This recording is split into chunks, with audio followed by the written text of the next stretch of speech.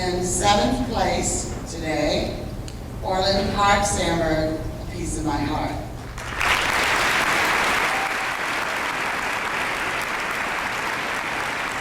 In 6th place, from Oaklawn Community, Metamorphoses.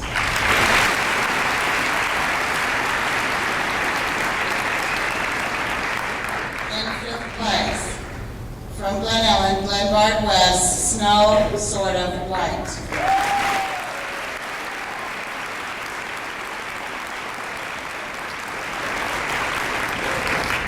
In 4th place, from Downers Grove South, The Right Stuff.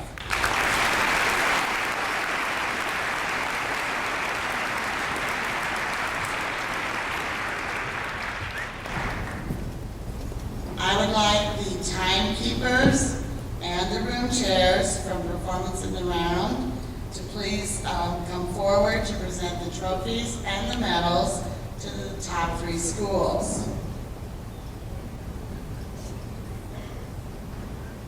In 3rd place, from Wheaton North, Remembrance and War.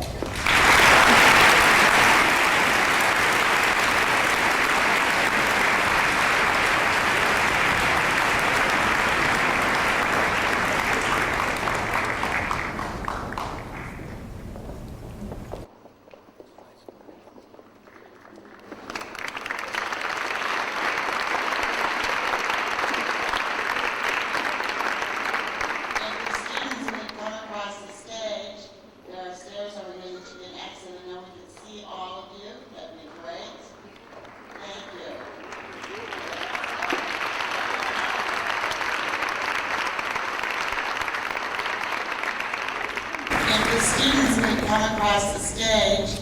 There are stairs over here that you can exit, and then we can see all of you. That'd be great. Thank you.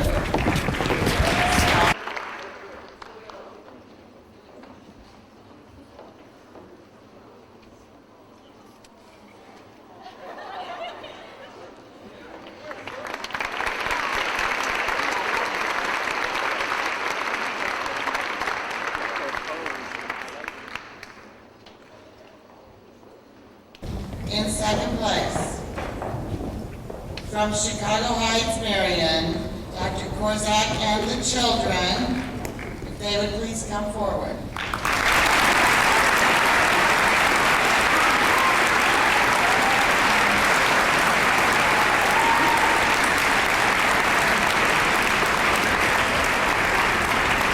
Please move across the stage, thank you.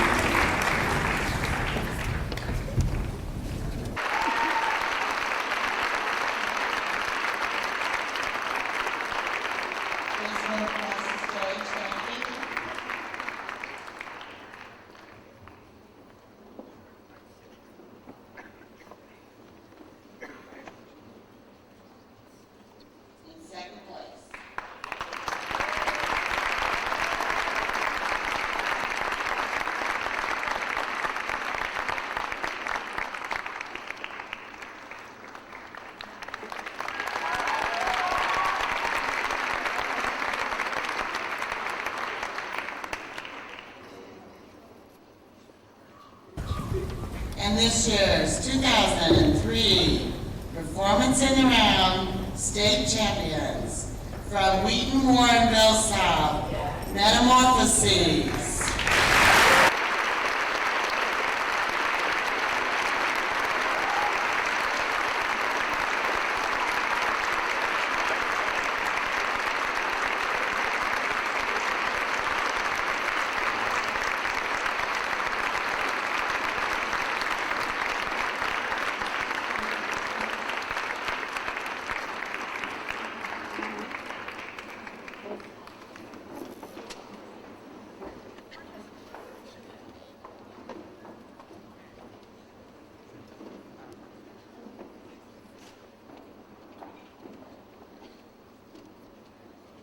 Ladies and gentlemen, your state champions in Performance in the Round.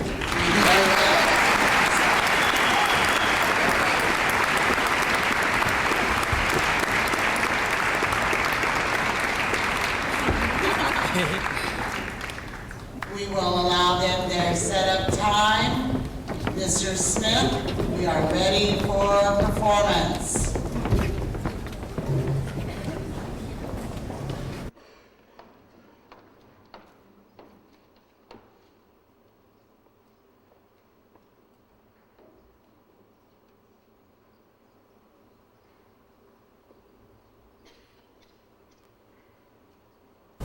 It has been said that the myth is a public dream. Dreams are private myths. Unfortunately, we give our mythic side scant attention these days. As a result, a great deal escapes us, and we no longer understand our own actions. So it remains important and salutary to speak not only of the rational and of the easily understood, but also of the irrational and of the ambiguous, and to speak both privately and publicly. Bodies. We have in mind how they can change to assume new shapes. But we ask for help from the gods, who know the tricks. Change us, and let us glimpse the secret, and speak of the world's birthing, and the creation of all things, from the very first to the very last. To the most important, love.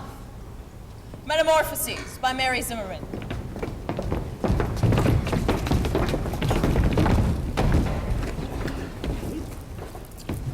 What would you do with all the money in the world? What a question. I know what I'd do.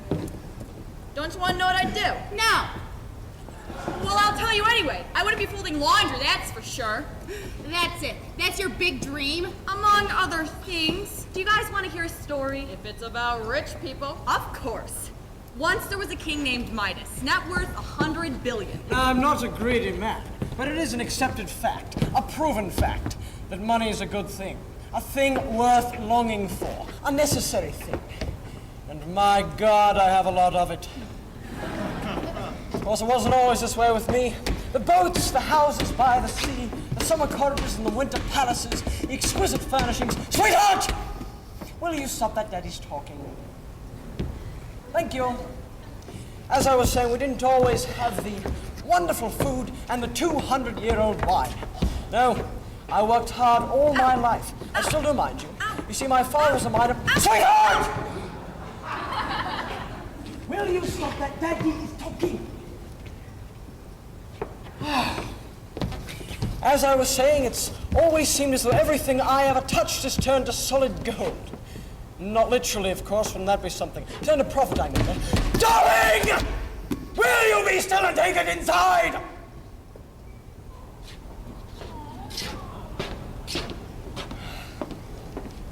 Like I say, I've worked hard all my life. You see this pool?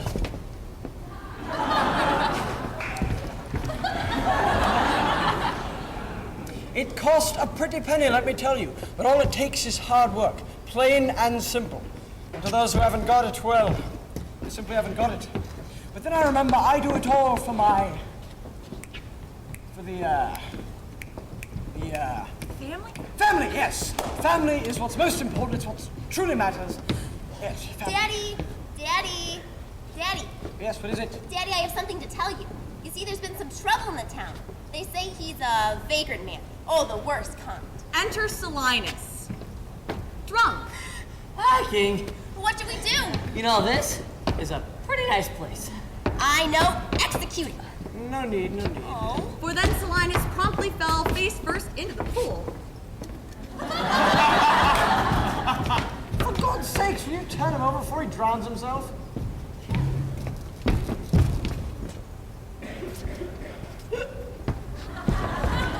But when rosy-fingered Dawn rose once more.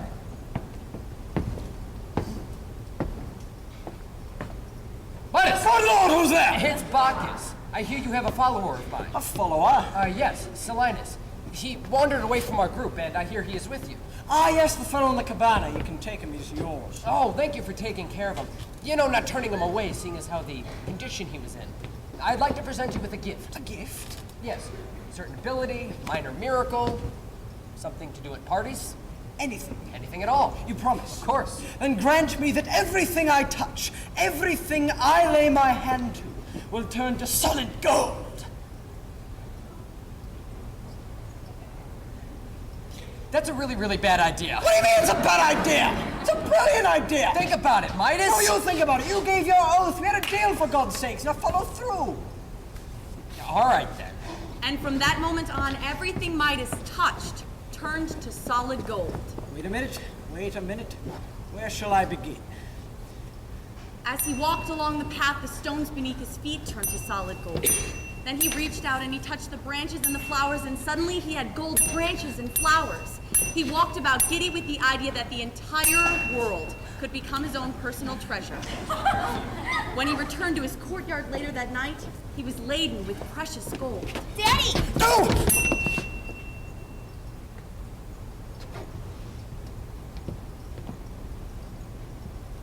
But it was too late.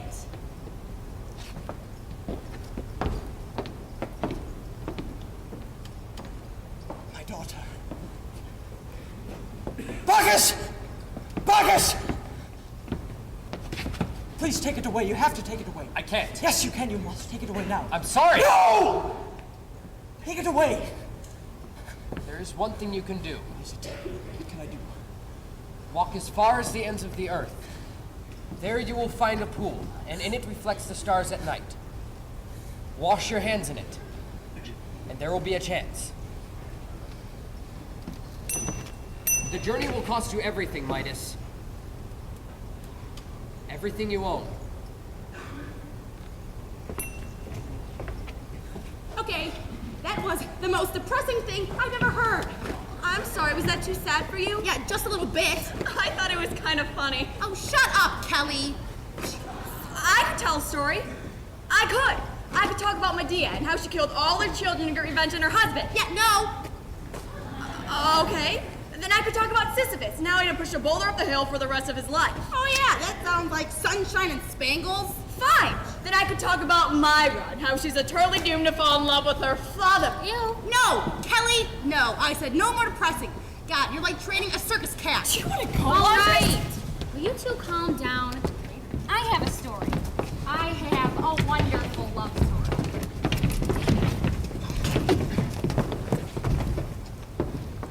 Who is this? This is Eros, god of love, Why does he have wings? so that he can move quickly from body to body. And why is he naked? To make us transparent. To make us what? Transparent in our love. Foolish to others. Exposed. Well, why is he blind? He is always pictured blind, but he really isn't. Because in love we're so ignorant and compulsive? He is blind to take away our ordinary vision, our mistaken vision. It depends on the appearance of things. Who's this? Her name is Psyche. Psyche? Her name is Psyche? Yes. Well, what is she doing here? She's married to the god, but she's never seen him. What?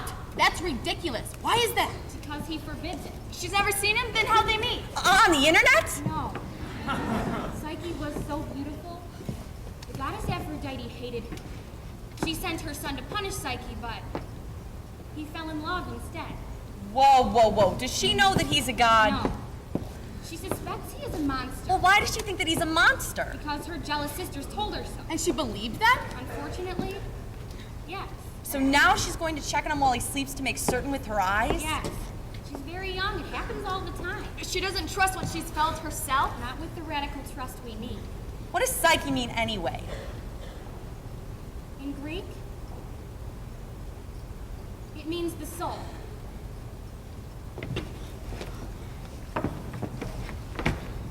What's gonna happen to her now? She's going to suffer. And? She's going to suffer. And? She's going to suffer. What will she have to do? She is given horrible and lonely tasks by Aphrodite. Such as? Sorting thousands of little seeds one from the other. How did she manage? The little insects help her, Like in fairy tales? like in all fairy tales. What else? She has to go down to the underworld and fetch various things. Wasn't she afraid? She was petrified. But she did it all the same. Wasn't it hopeless? It was hopeless. But she did it all the same. Well, what did love do in the meantime? He healed his little wound. It hurt him so much when she looked at him like that. The wax from the candle fell on him and burned him. How does it end? She finishes her tasks and Zeus declares enough's enough. He overrides love's mother? Yes. And further, he gives Psyche a special potion that makes her immortal. Then, He declares that their marriage will last forever. Does it? Of course. So it has a happy ending. It has a very happy ending. But hardly any of these stories have completely happy endings, honey. This is different. Why is that? It's just inevitable. Our soul wanders in the dark until it finds love. And so wherever our love goes, there we find our soul. It always happens? If we're lucky, and if we let ourselves be blind, Instead of watching out? instead of always watching out.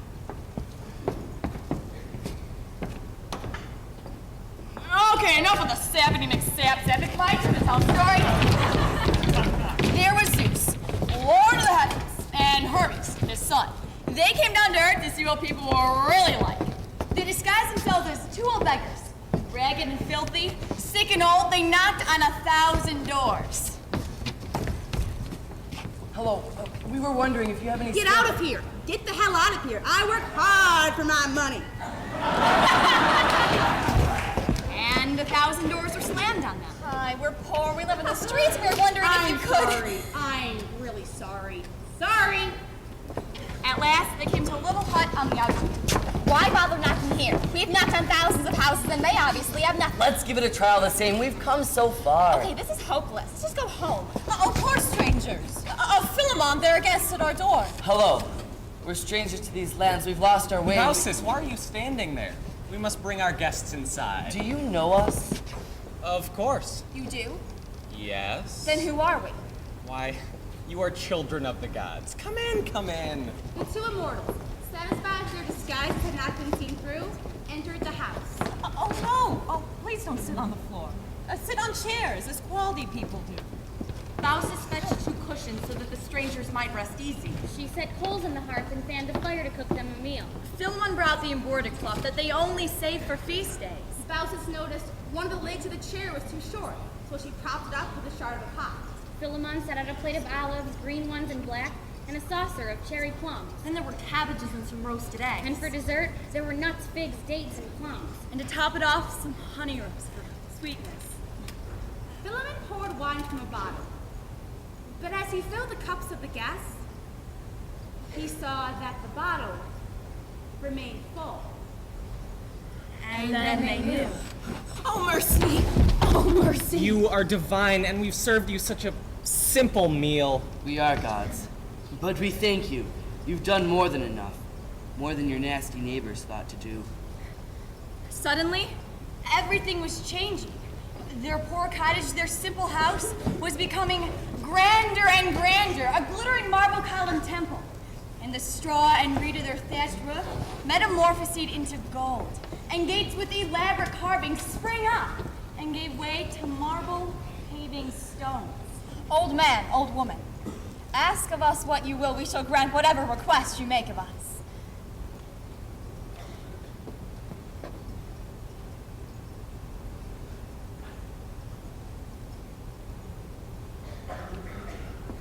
Having spent all our lives together, we ask that you allow us to die at the same moment. I'd hate to see my wife's grave, or have her weep at mine. The gods granted their wish.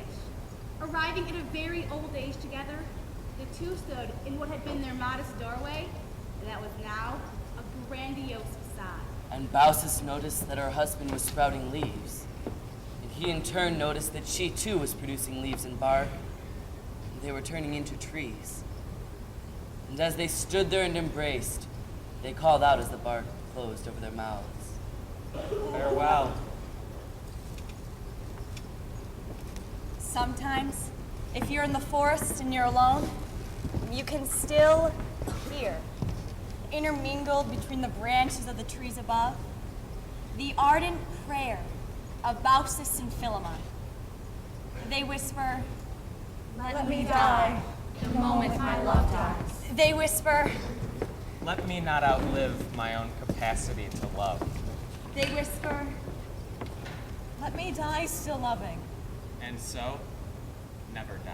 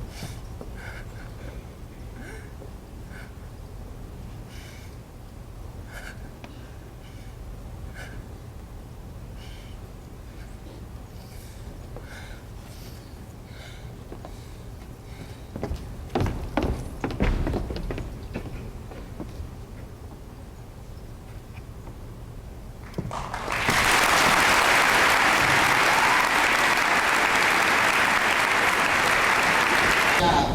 The room chair people from dramatic duet acting and the timekeepers come down along with the finalists. Dramatic duet acting.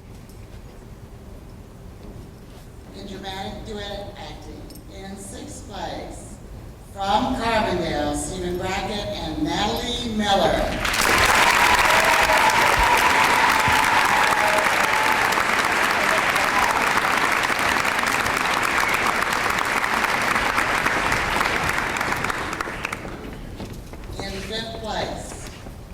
From Wheaton North, Ryan Arndt and Amanda Hansen.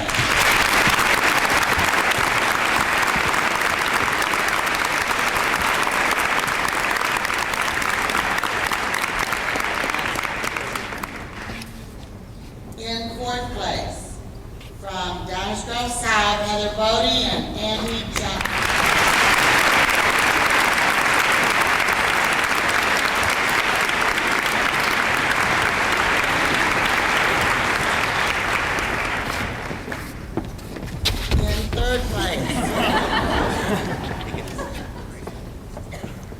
From Wheaton Warrenville South, Jonathan Odom and Caroline Smith.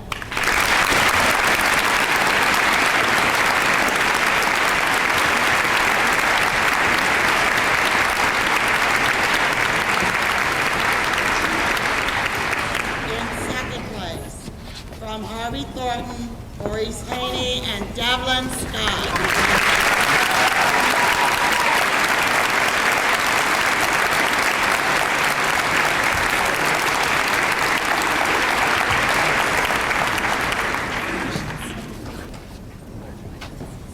Tournament champions from Glenbrook South, Will Cole and Sarah Lee.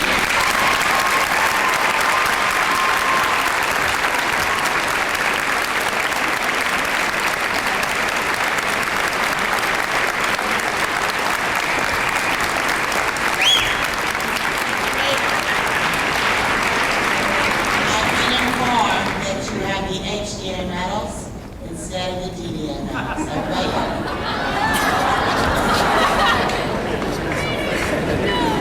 We have now moved.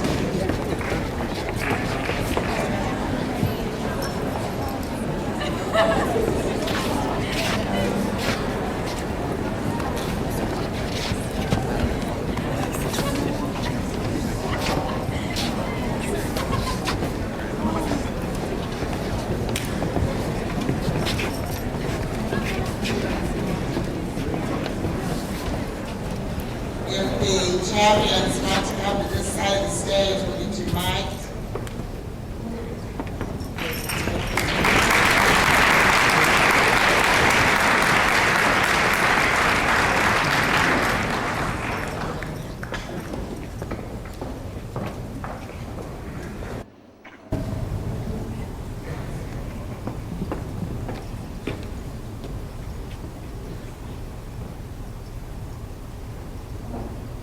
I come up here every night, and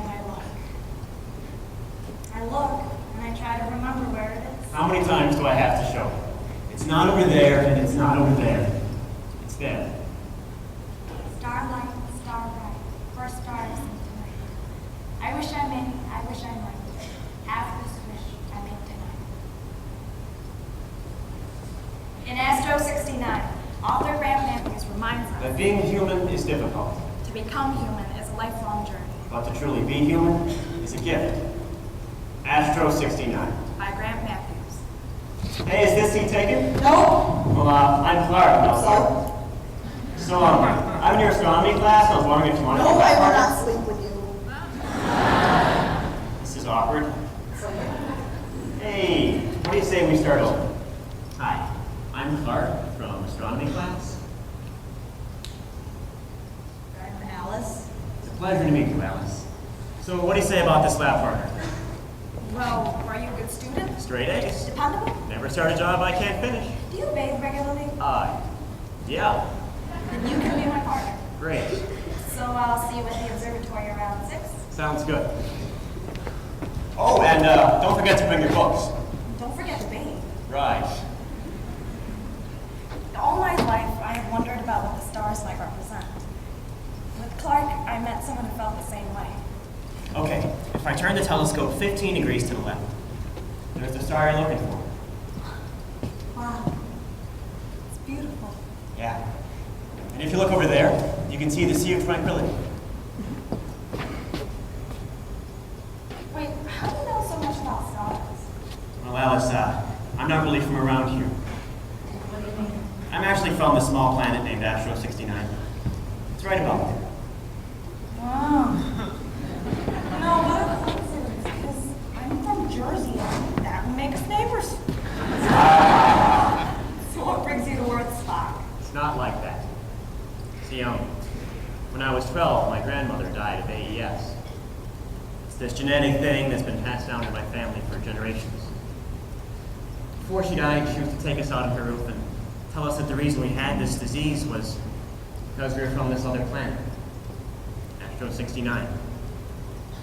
Well, how are you? I'm fine. I'm still here, right? It's really sad. No, it isn't sad. See, the way I look at life, it's like this giant shooting star. And it just gets brighter and more brilliant until it just streaks across the sky and burns out. But don't you worry, I'll be around to finish the project. Right. I was worried about our astronomy grade, you being an alien and all. And you did promise me you wouldn't start anything you can't finish. Spock's honor. I have to admit that after spending time with him, I believed his story too. In fact, before long, we became inseparable. Okay, so your planet is the one right next to the big bright star. Now, Alice, it is the big red star. Right there.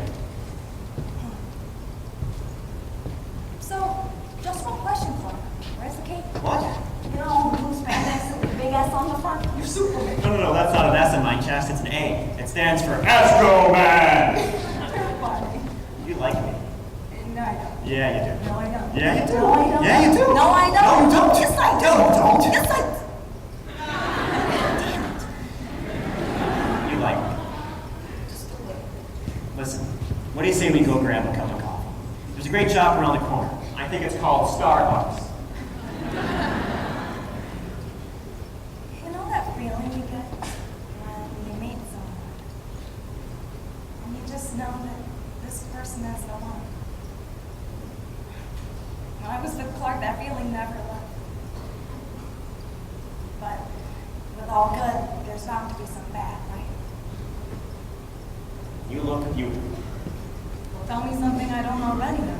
I can't. You have all the answers.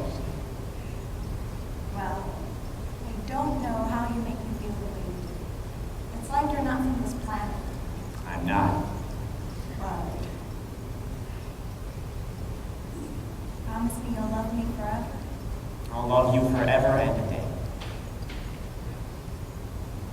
Everything feels so right when I'm here. I want us to grow old together.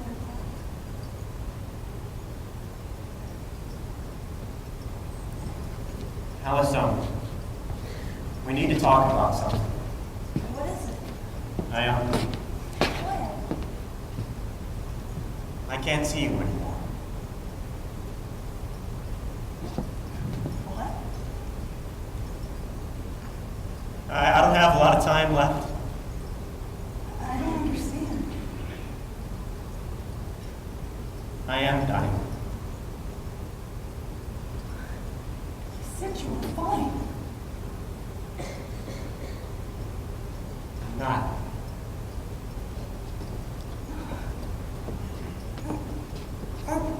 We're just getting started together. And we're gonna get married and we'll have babies. Alice, there's nothing I can do. Oh! You're my Superman and nothing can kill Superman. I'm human. Promise me you won't say anything you can't finish. And when I finish the lesson, Alice, you don't understand.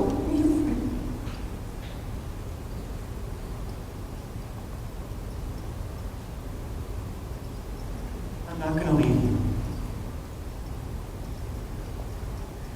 Alice, where I'm gonna be, you can come and visit me every night.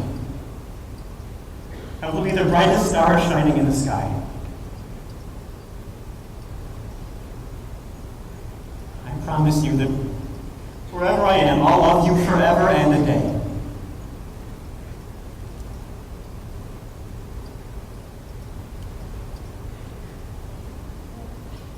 I love you.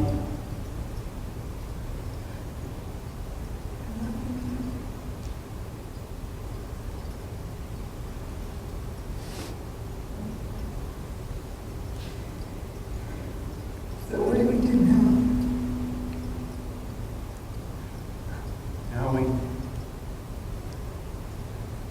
Now we finish our project. Come on, beautiful. Let's go see the stars.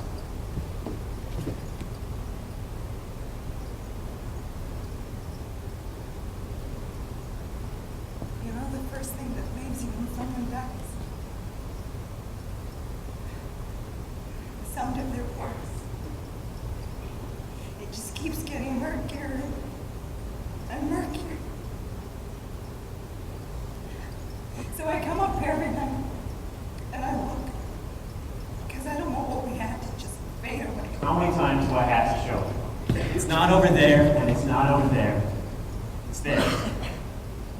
First star I've seen tonight. I wish I might. Half this wish I made tonight.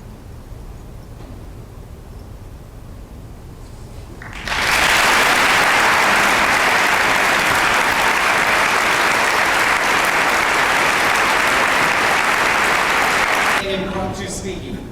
In 7th place, from Harrisburg, Jason Harbison.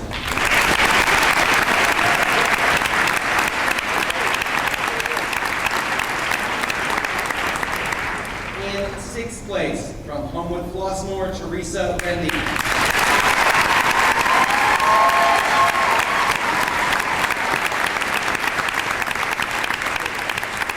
In 5th place, from Oak Park River Forest, Abe Riesman.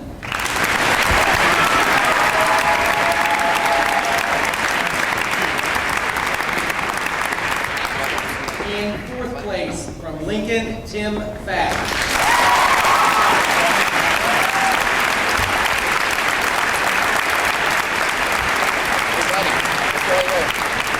In 3rd place, from Hinsdale Central, Phil Williams.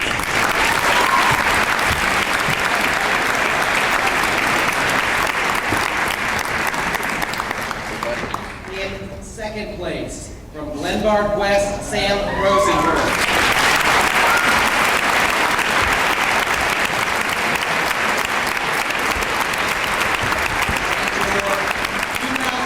State champion in impromptu speaking from Oak Lawn Community High School, Grant Sue.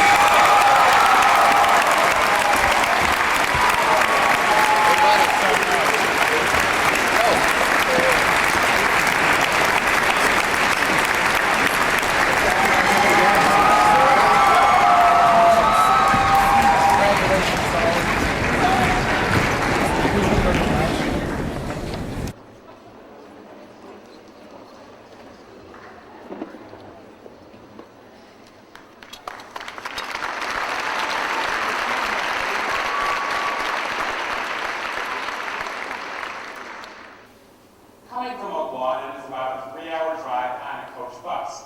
Not the most exciting trip you'll ever make. So our team decided that we needed to find some way to spend the time. We figured the best conclusion would be just find some movie.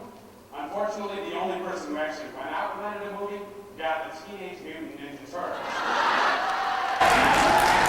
Now, I'll be honest, I was a huge Turtles fan when I was younger. But now that I've grown up a little bit, it seems to me that the movie is just full of logical holes. I can understand how the Turtles were able to mutate into the Teenage Mutant Ninja Turtles after coming into contact with the ooze, but at the same time, the movie never fully explained or justified the talking rat that does kung fu. And I thought all these discrepancies took away from the quality of the piece. But at the same time, this didn't change my outlook on the Turtles when I was young. It was only when I changed the way that I looked at the world that the Ninja Turtles changed for me. So when we look to the quotation, change the way you look at the world, when you change your world, we can see that when we grow up, when we change, we start living in a different world. But at the same time, we stop ourselves from changing. We do this for a lot of different reasons. For one thing, we start to live in the past. At the same time, we get a little bit comfortable where we are, and finally, we stop ourselves from being able to adapt. Now, one thing we're guilty of is living in the past. When I was watching the Ninja Turtles, I'll admit I kind of liked it. And we do the same thing. We can't get out of the past. Now, granted, there's always going to be embarrassing memories or embarrassing photographs for that matter that keep reminding us of our past. But at the same time, if we want to change our outlook on life, we have to get past our past. We have to start looking ahead to the future. And if we don't leave the past behind us, we aren't able to change. We can see an example of this in Charles Dickens' novel, Great Expectations. Now in this novel, we're faced with the character of Miss Havisham, who got stood up on her wedding night. And when we meet this character for the first time, she's still wearing her wedding dress, 20 years later. Not only that, she hasn't changed the way her house is set up. Even the clocks say the time right before she was supposed to go to the altar. Now, as revenge, Miss Havisham is training Estella, a cold-hearted young woman whose basically only purpose is to torment me. Now, having met several Estellas in my life, I can appreciate the value of not living in the past. If we want to change our world, we have to stop living in the past as well. But another reason why we stop ourselves from changing ourselves, why we stop ourselves from changing our outlook on the world, is the fact that we get too comfortable. Teenagers are really guilty of this. We think we're going to be in high school or we're going to be in forensics forever. But this isn't true. We're going to have to go out into the real world sooner or later. We're going to have to change ourselves. We're going to have to change the way we look at the world. So we can't get too comfortable. We have to be willing to handle these changes. For an example of this, we can look to William Shakespeare's play, The Tempest. Now in this play, we're faced with the character of Prospero, who has all sorts of crazy magical powers. Unfortunately, when he creates a tempest to bring a bunch of characters to his island, his daughter falls in love. He realizes that he's going to have to forgive those who wronged him in the past, leave his magical powers behind, and enter the real world. And enter the real world.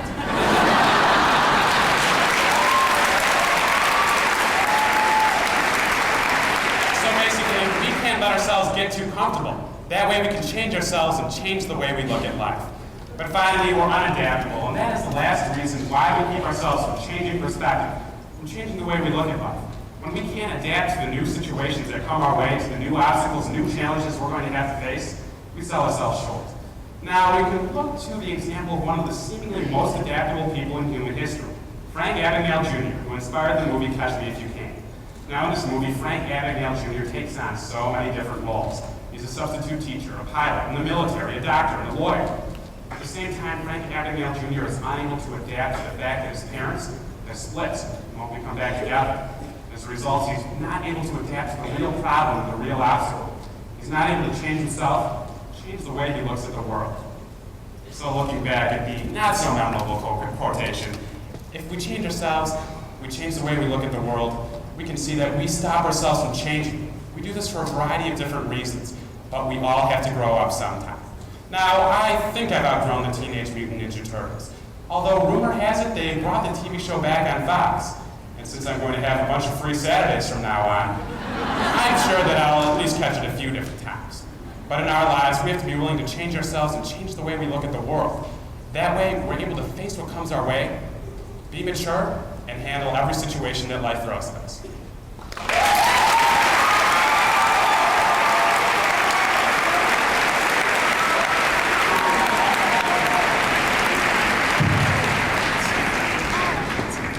We had 9 finalists in humorous interpretation. In 9th place, from Sandburg High School, Beth Palajek.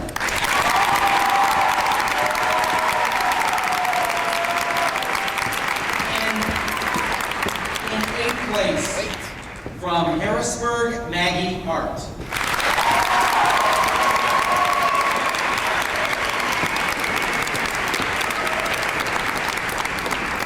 In 7th place, from Chatham Glenwood, Alex Hartzler.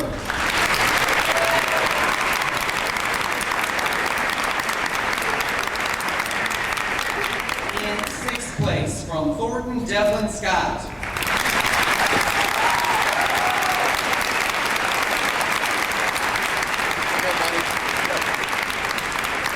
In 5th place, from DeKalb, Michael Apperson. Well, buddy.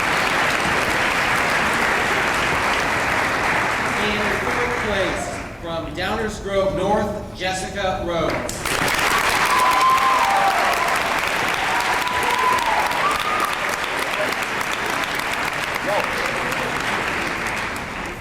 In third place, from Glenbrook North, Evan Bregman.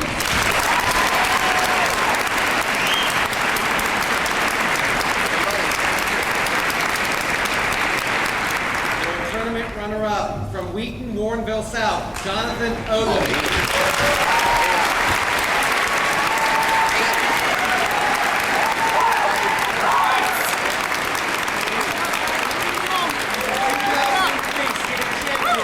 In humorous and turf, from Downers Grove South, Andy Johnson.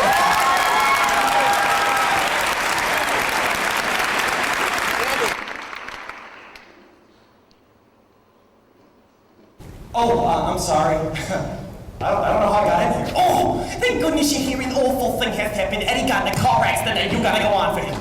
Oh, that's awful. Who's Eddie? Eddie? Edwin? George Dowling, you gotta go on for him. On for him? Well, he can't go on. He's been in a car accident. Yes. I understood that part. But, what do you mean, go on for him? Well, you play the part now. I know you haven't had a chance to rehearse it exactly, but presumably you know your lines, and you've certainly seen enough. I don't understand you. I know. George, we don't have time for this kind of joshing. Half hour. You know, acting is a lot like swimming. If you're forced to do it and you don't know how, you're going to die.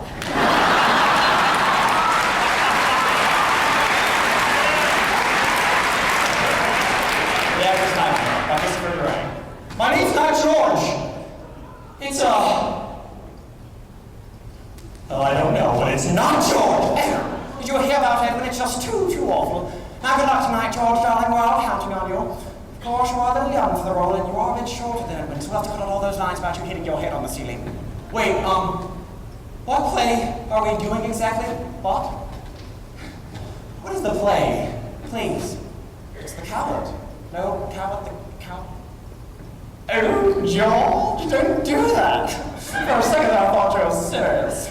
Recollect tonight, did you hear? Edwin drove too. Oh boy, coward. I wonder if it's private locks. At least I've seen that one. And am I an actor? I thought I was an accountant. And why does everyone keep calling me George? Ah, George, there you are. Give me your pants. I'll soak them for you. Please don't soak my pants. Do not tell me how to do my job. I've only seen 5 minutes. 5 minutes, everyone. Places. Ladies and gentlemen, may I have your attention, please? At tonight's performance, the role of Elliot, normally played by Edwin Booth, will be played by George Spellman. Ah, extraordinary how her cheap music is. What? I said extraordinary. How about it? Cheap music is. Yes, that's true. Am I supposed to be Hamlet? Oh, Elliot, darling, don't do this. We are on our honeymoon, are we? Yes. Me with Victor and you with Sybil. Ah, tell me about Sybil. Well, I've never met her. Oh, Elliot, you're so amusing. You make me laugh all the time. You're married to Sybil. Tell me about her. Well, there's not much to tell, really. She's sort of nondescript, I'd say. Really? Well, I bet you're going to say that she's just like Lady Bundle, and she has several chins, and one blue eye, one brown eye, and a third eye in the center of her forehead, weren't you? Yes, I was. Victor's like that, too.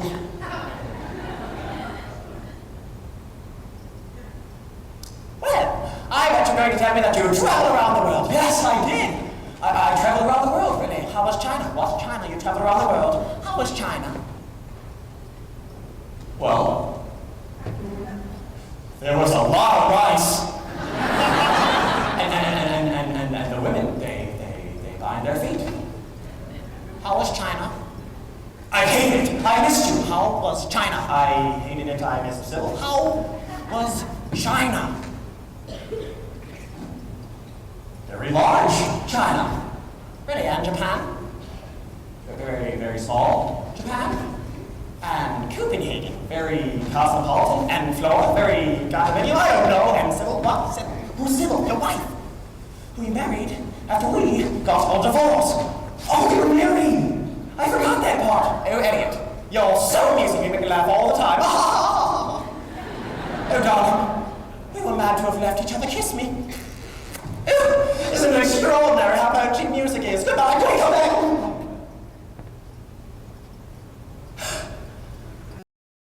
Let's just wait a moment, and I'm sure she'll be right back. Oh, yeah. And again, every once in a while, people have soliloquies in Shakespeare, but we'll just wait a second, and I'm sure they're going to send someone out right now. Line? Line? To be or not to be? That is the question. Whether 'tis nobler in the mind's eye to kill oneself or not kill oneself. Just sleep a great deal. Line! Thrift ratio. Extraordinary how poetry music is. Rush up your Shakespeare. Start pointing now. Line! I pledge allegiance to the flag of the United States. With liberty and justice for all. Line. Oh my God. Oh my God. I'm sorry for my sins, and in choosing to sin, I've been against you. And for me, time will help me yourself to repentance and to sin no more. Line! Please. Hi. I was going to join a monastery after high school, but I decided I was too young. I should wait. I went into college, and I studied cosine and tangent and all sorts of lines.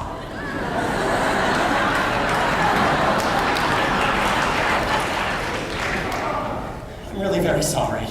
You guys came here expecting to see Edwin Booth in Prophet Lives or Hamlet or something, and you give me up here rambling like a maniac. I'm really very embarrassed. Sorry. Nine. Oh, God. It's you, Amanda. Yes! Amanda! Where's your costume change? What? Your costume change. Ladies and gentlemen, may I have your attention, please? At tonight's performance, the role of Sir Thomas More, Man for All Seasons, normally played by Edmund Booth, will be played by George Spelvin. The executioner will play himself. What did he just say? The executioner will play himself. What does that mean? The executioner will play himself? Well, I think it means the executioner will play himself.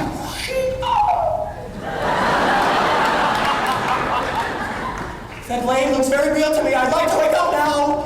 Or switch place. Sir Thomas More, you have been found guilty of the charge of treason against the Court of London. Your sentence, you shall be taken to the Tower of London and thence to the place of execution where the head shall be stricken from your body. And may God have mercy on your soul. Yes, I can feel it. I'm waking up. Sir Thomas, prepare to meet your death. Shh, I'm trying to wake up. Sir Thomas, prepare to meet your death. I'm awake. No, I'm not. Sir Thomas! Doesn't know his lines. George, you say, friend, be not afraid of your office. You send me to God. I don't like that line. Give me another. Say it. I don't want to. Say it. Hi. Friend, be not afraid of your office. You send me to God. Extraordinary how potent cheap music is. Say it. You send me to God. Good, Gafunk. Behold the head of Sir Thomas More. Oh, George, darling, I said break a leg. I'll lose your head.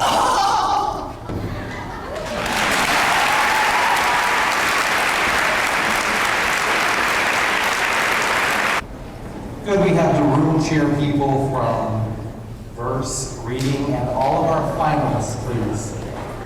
In sixth place, in verse, reading, from Oaklawn Community, Adrian Thurzo.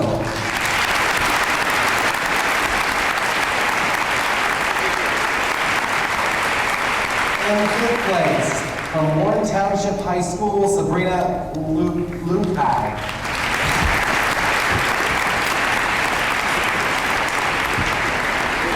In fourth place, from DeKalb, Evan Shive.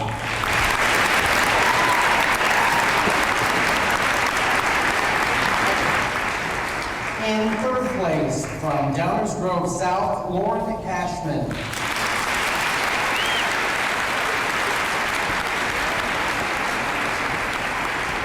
Our junior runner-up from Thornwood, Deanna Colvin.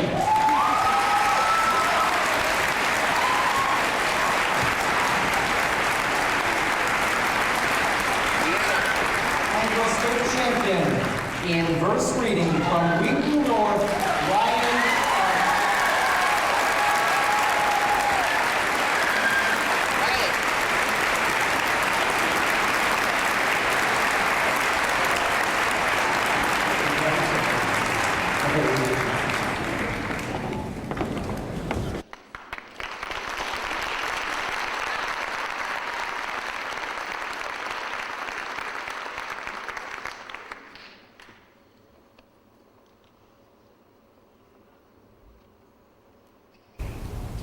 Why do I need to talk about it? Because if I wanted to fall in love, with sonnets and everything, wanted to name all the stars one at a time with some goofy smile on my face, I'd like to be able to. Or if I didn't fall in love, I'd like to brood for a bit or work up some bitter theory to explain it all. Because lying all the time is still wrong, isn't it?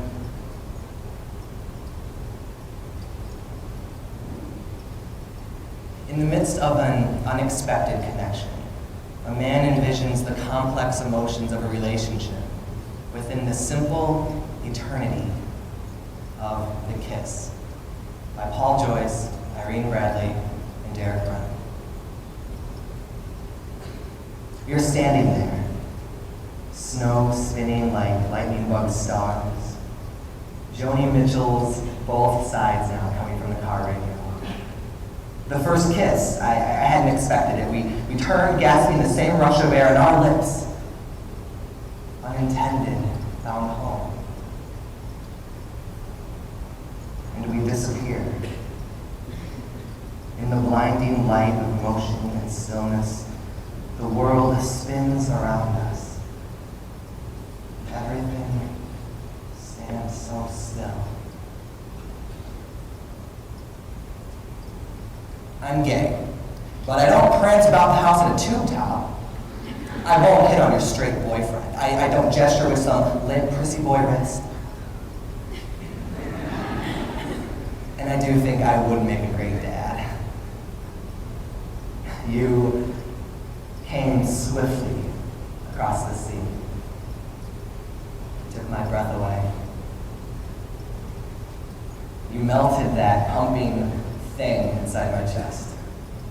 You say, "Hello, Blue, my name's Yellow." And I say, wow. He says, "I want to be something ridiculous and wonderful and yellow." Do you mean like margarine? No, he says. I mean, I want your firecracker smile yellow. I want your lemonade kiss yellow. I want your timelessness inside my eyes yellow. And Yellow whispers to Blue, "Would you be green with me forever?" I'm gay, and I'm the one who's followed to the mall by 3 straight girls. I listen to angry chick music and I like it. And I do think that Bette Midler is fabulous. I love being able to say I am proud of who I am. I love having the most sculpted eyebrows in the group. I think I should be able to marry the person that I'm in love with. Why do I need to talk about it? Because if my partner in life, whom I can't legally marry because it upset someone's stomach or something, left me after 15 years, I would like to be able to sob without consolation or feel suitable depression. Because lying all the time is still wrong. Isn't it?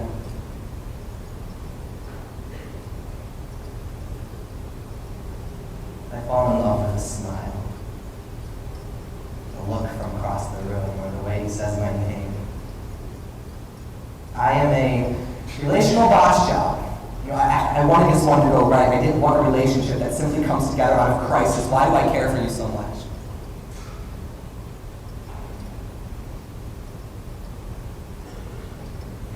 I think of how I'd feel without you. And I am ripped into freeway trash.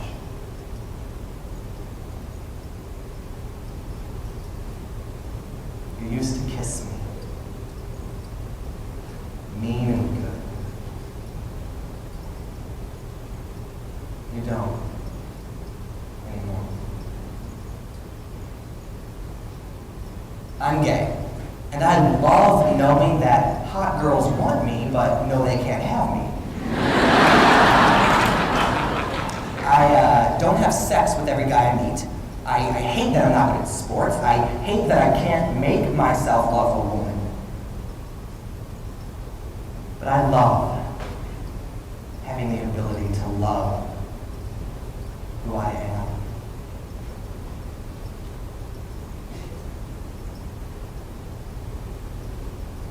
You were kind enough to let our love die when I wasn't in the room. So I could imagine that it went peacefully. What did I do?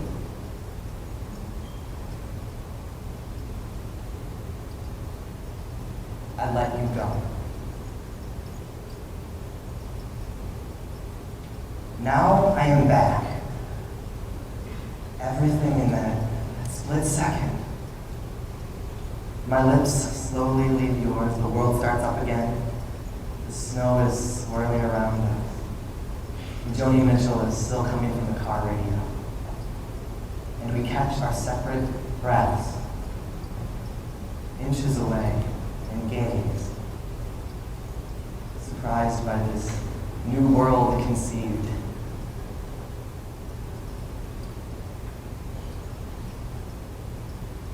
I am ready for you. And in this moment, we are infinite.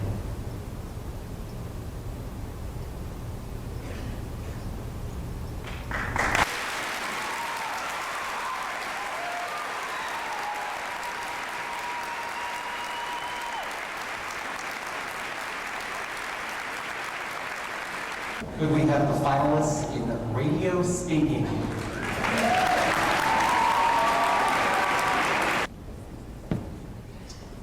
We had 7 finalists in radio speaking. In 7th place, from Rich East, Lauren Stone.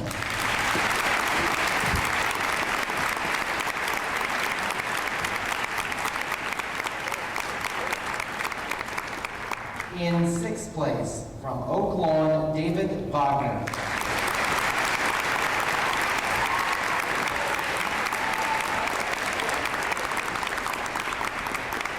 In 5th place, from Sandberg, Ankush Bhatia.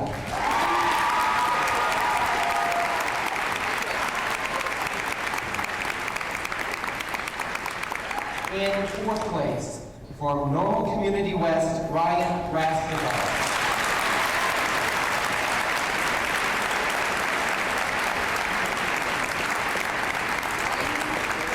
In 3rd place, from Carbondale, Devin Reno.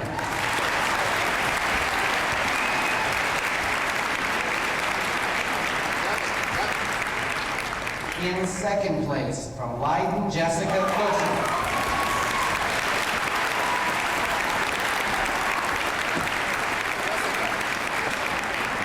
And your 2003 state champion in radio speaking from Wheaton North.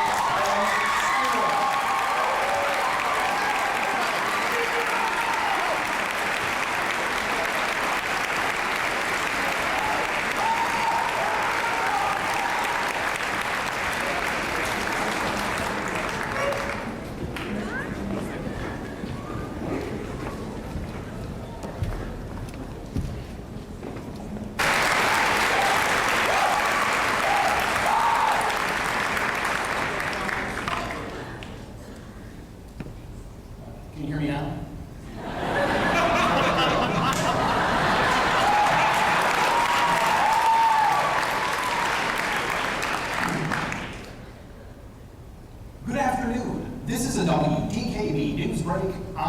Stewart. Here are some of the headlines we're following this hour.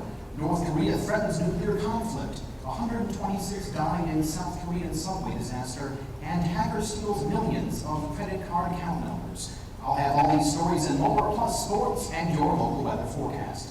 The news on WDKB is being brought to you by Banks Chevy City. Now is the time to save. In today's top story, a North Korean fighter plane intruded into South Korea's airspace, and the communist state, persisting with a strident rhetoric, said nuclear war could break out on the peninsula at any time. The air incursion, the first by the North since 1983, was a fresh reminder of the tensions awaiting Secretary of State Colin Powell when he visits the region. Also in the Far East, South Koreans waited in agony for word on hundreds missing and believed incinerated in a subway arson attack that killed at least 126 people and reduced 2 trains to skeletons. Anger grew over the deaths, and more than 340 people listed missing, in a tragedy that has raised serious questions about safety standards. In the continuing debate over Iraq, after meeting President Bush, Latvia's leaders said there would be developments in the Iraq crisis within weeks, and played down a split in Europe over how to disarm Baghdad. President Vira Viga-Verberga, one of 10 Eastern European leaders to publicly announce support for Washington's tough line against Iraq, told reporters that rifts over using force to rid President Saddam Hussein of his alleged weapons of mass destruction were not really deep.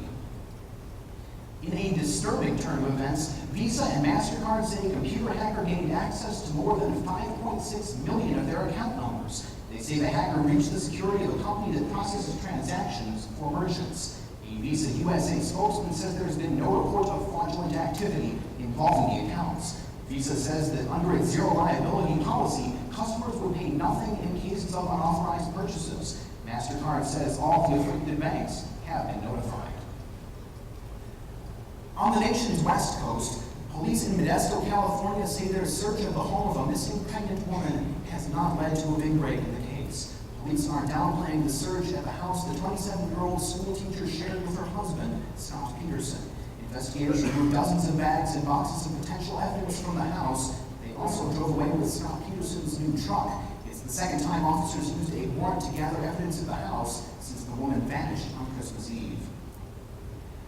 From the state capitol, Illinois Public Schools Superintendent Robert Schiller says the schools are near financial collapse. In testimony before a Senate panel today, he said 61% of Illinois districts are operating with deficits. He proposes a $1.8 billion tax increase to solve the problem. He says the percentage of districts in the red could rise to 80 next year if nothing is done because of declining state revenues and capped local taxes.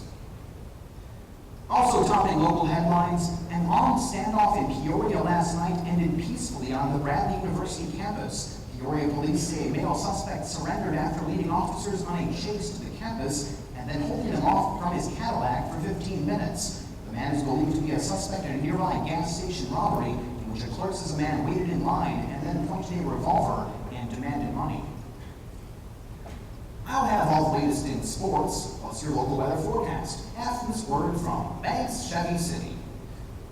If you've waited for the absolute best deal on new Chevy cars and trucks, the wait is over. At Banks Chevy City, now is the time to save. The lot is loaded, and Banks Chevy City means savings. Now is the time to save on the amazing 2002 Chevy Malibu. With air, cruise, and V6 engine priced over $3,400 less at a low $14,998. Looking for the most dependable, longest-lasting trucks on the road? Check out a 2002 Silverado, equipped with powerful V8. Now is the time to save at Banks Chevy City. We'll be there at the corner of Route 160 and Johnston Parkway in Wheaton. Topping local sports news, slugger Sammy Sosa won't be fashionably late to spring training this year. The Chicago Cubs star joined his teammates today for the first full squad workout. As Sosa has come to spring training several days after the rest of his teammates. His on-time arrival this year is seen as a sign of respect for new Cubs manager Dusty Baker. In the NHL, Pavel Bure has returned to the New York Rangers lineup tonight, just over 2 months after having arthroscopic surgery on both knees. Bure had torn cartilage in his left knee repaired on December 16th, 10 days after injuring the knee in a loss at Buffalo. And now let's take a look at your local forecast. Today, mostly cloudy skies with highs in the upper 20s. Tonight, partly cloudy with lows ranging from 15 to 25, and on Sunday, partly sunny with highs mainly in the 40s. And this has been WDKB News, Sports, and Weather, brought to you by Banks Chevy City. Now is the time to save. I'll be back in 30 minutes with another news break. Until then, this is Ben Stewart. Have a wonderful evening.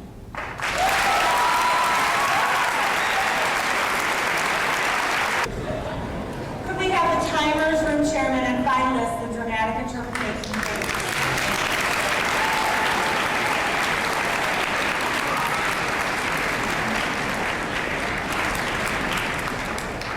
We had 7 finalists in dramatic interpretation. In 7th place, from Lincoln, Betsy Butel.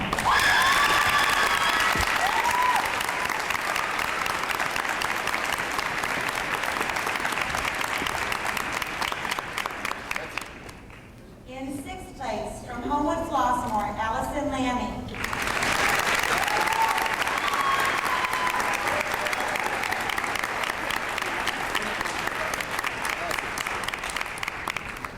In 5th place, from Glenbrook North, Natalie Bacamini.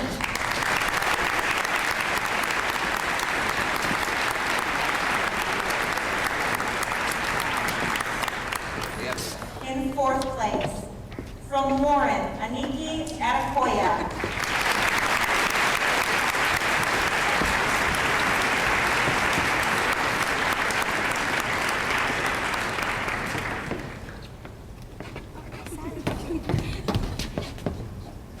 In 3rd place, from Glenbrook South, Sarah Lee.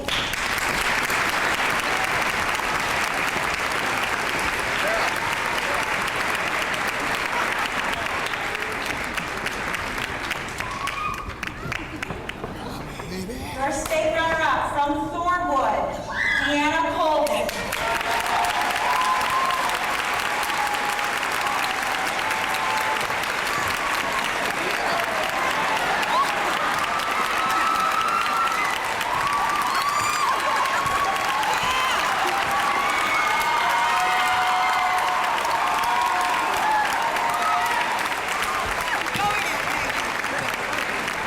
And your 2003 state champion in dramatic interpretation from Thornridge, Justin Farley.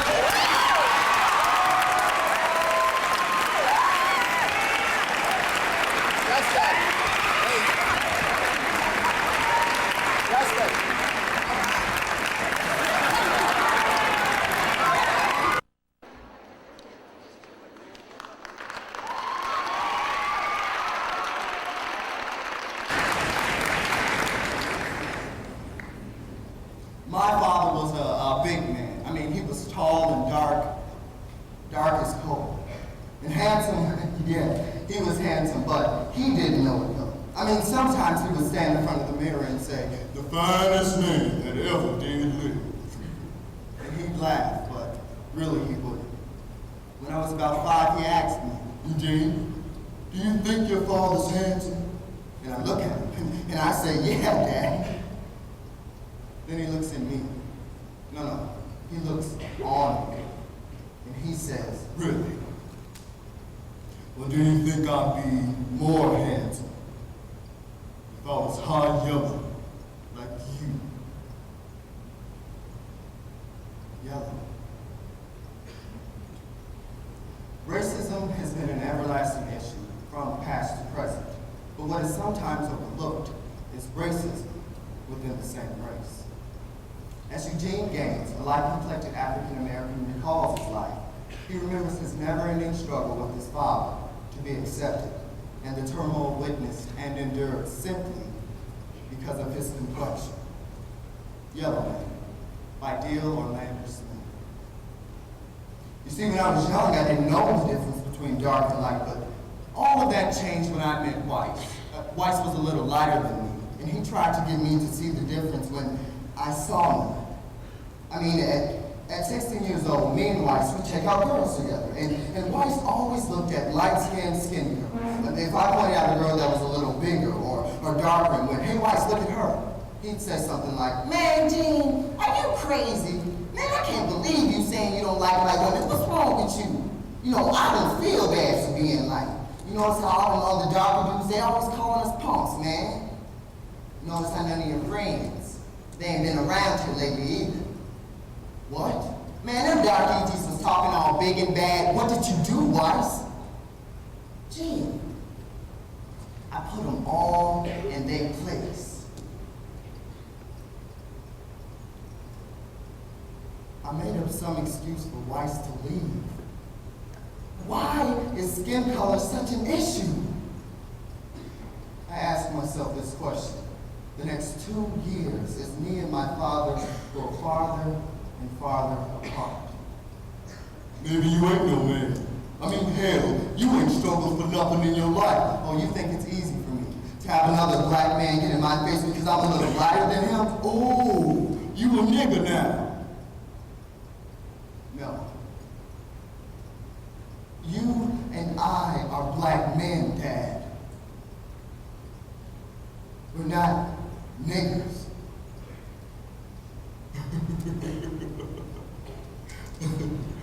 You are pathetic. That's what you are. Everybody in my family drank. And it wasn't long before I started to drink too. I mean, I took these long drinks of bourbon and I felt it burn through my body, burning away isolation and emptiness, loneliness. Shortly after graduation, I met a girl, Alma. Now Alma was everything. I mean, she had that southern gentilism about her, you know? When she walked, she glided. Everybody watched. I loved her so much. I was never happier with anyone than as I was with her. Anyway, months passed, and then I got a call from Dad. He told me to come home immediately. There was some family emergency. When I got there, he signaled to me from the bar, poured 2 drinks, and downed his.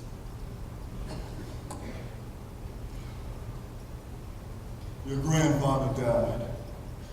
He left you everything.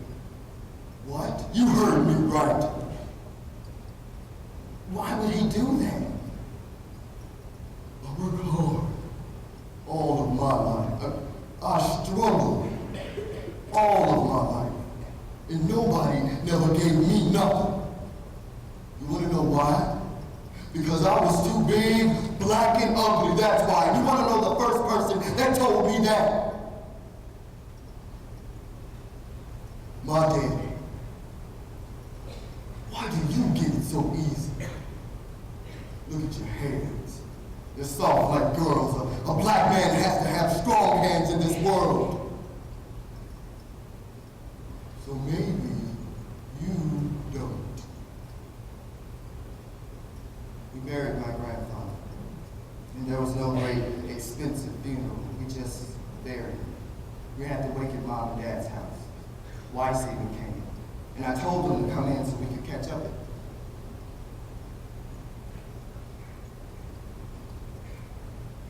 Then I saw it. I saw my father's hands on my fiance. I mean, I saw my father groping Alma, and I went outside. I didn't want to see that. I didn't want to see him touching her like that.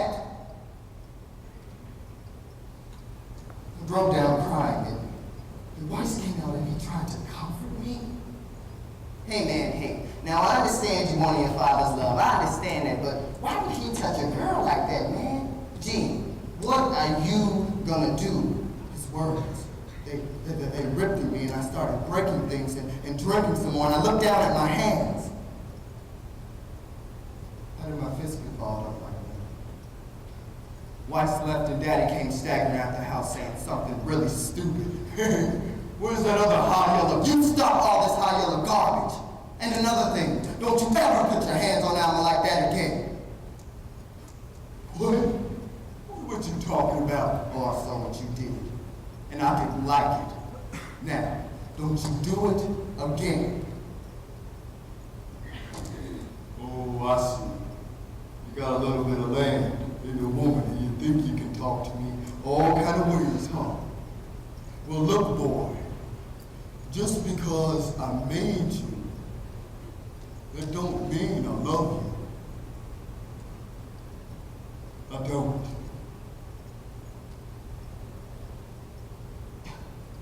And I stood there. And he went to turn around, and I pulled him back, and I punched him in the jaw. And he got back up, and he started yelling and laughing at me. Old how you're gonna fight me? Come on! I picked up a chair, and I hit him with it, and I jumped on top of him and started beating his head into the concrete. You black ape! I never asked you for nothing! Why didn't you just accept me? I was just son!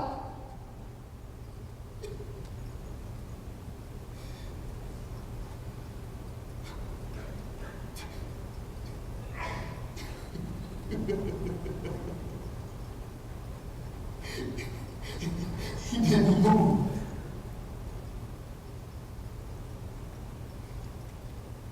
There was some blood on my shirt,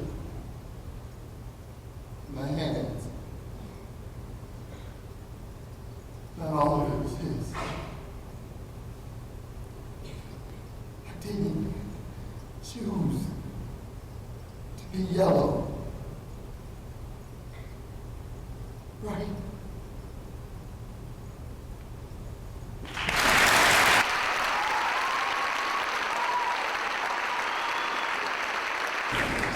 We have 6 finalists in special occasion speaking. In 6th place, from Carbondale, Natalie Miller.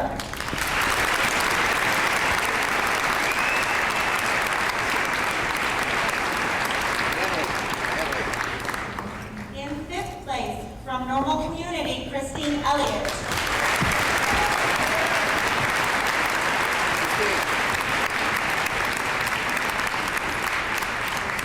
In 4th place, from Nequa Valley, Susan Philos.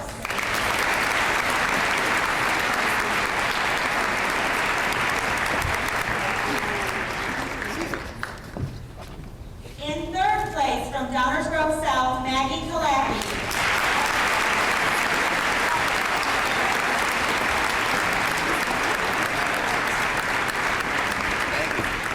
In 2nd place, from DeKalb, Whitney Chappelle.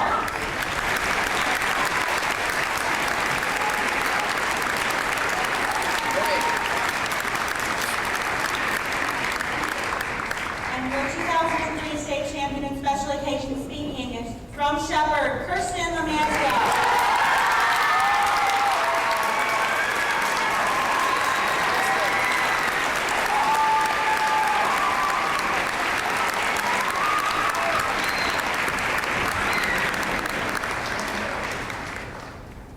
Hi, my name's Kirsten Lamantia, and I stand before you today.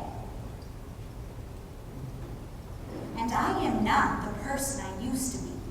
The events of the past few weeks have changed my life, a change that I believe has created a more distinct, more free, and dare I say, more challenged human being.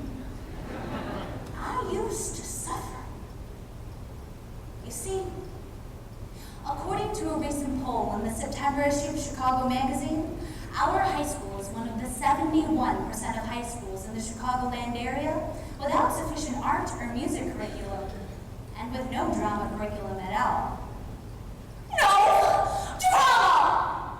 I realize the lack of sufficient art exposure, rampant in our schools, has cultivated a horrible disease, being passed on faster than the Chicago Bears' defense. Worse still, I realized I too had this disease. TADS, Theater and Art Deficiency Syndrome. A disease that was never actually named until this speech, but one that won't go away until you take the active steps to combat it. And let me tell you, you've all got it. Our principal knows that. That's why she sponsored this Living in the Arts Week and asked me, the president of Drama Club, to open this assembly of student artwork by talking about how we can make the arts work for us and help us grow. By outlining the symptoms of TADS, talking about the ways you may have contracted it, and finding the cure for your TADS woes, we can work together to keep the arts fresh and vital in our schools. Looking for a clinical definition of TADS? Don't. It doesn't exist. TADS isn't one of those easy-to-see diseases like leprosy, the plague, or split ends. But finding out if you have TADS does take a bit of self-discovery. You know you have it if you can recognize in yourself 2 things: a general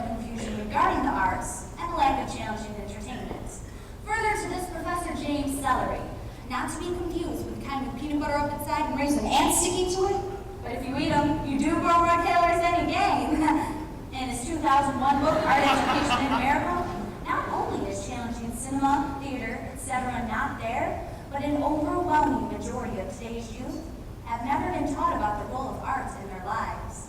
They consume whatever is placed in front of them, like action movies, reality TV, or handfuls of broken glass. Get it? It's because they're all bad for you. Glass. Teenagers don't think of art as destructive, but we do let it affect us. The changes in our lifestyle come through, according to Dr. Nellie Wausman in her 2000 book, Adolescence in the Next Century, as changes in fashion. Slutty clothes, vocabulary, roll out, chillax, stamp, solve yourself, goofy, hullabaloo, and an overall fickleness towards the careers of, quote, pop artists, end quote. Britney Spears, Christina Aguilera, or any of those other whores. Singers. I am so sorry I said that. The second part of the problem isn't a word. You've got bad taste. I blame my age group for low-rise jeans, Gap body, and American Idol's Kelly Clarkson. I know you all voted. I will admit, I did rent glitter last weekend. And I liked the part where Myra came all the odds from a big thing star, but then her boyfriend betrayed her, which was kind of sad but made for a really great movie. But I also saw a play, and it made me think about the role of live theater in our lives, and how so many of my classmates and friends were missing out. Feel like you might have tats? You do. And you're all going to die from it. No, I'm just kidding. I'm just trying to add a little bit of drama into your lives. But pinpointing the exact causes of tats is difficult. You must first scrutinize your own environment and then realize that corporations may seem like they're your friends, but they're not. First, let's take all of us, for example. Everyone at this assembly lives in the southwest suburbs of Chicago, an area of the country known more for triple cheeseburgers, triple thick milkshakes, and triple bypasses than theater, music, and art. I go to a public school. The school has no drama classes available as electives. I can't find accurate daily community theater listings in the Chicago Tribune, Chicago Sun-Times, or Daily Southtown. To find out about local art shows in my community, I have to either search the web or go to the local Borders, the only store in town where I can't buy a beef sandwich, but can pick up a copy of the Chicago Reader. What's this mean? We live in a great community. It's a great place to grow up, but the arts are not at the top of the list. It's going to take some work to get exposure when we live down here in the land of SUVs, soccer moms, and, oh yeah, that works! What makes this problem more complex is corporations. According to a February 16, 2003 issue of the Daily Southtown, film distribution companies don't release art films in our little piece of Chicagoland because historically, they failed.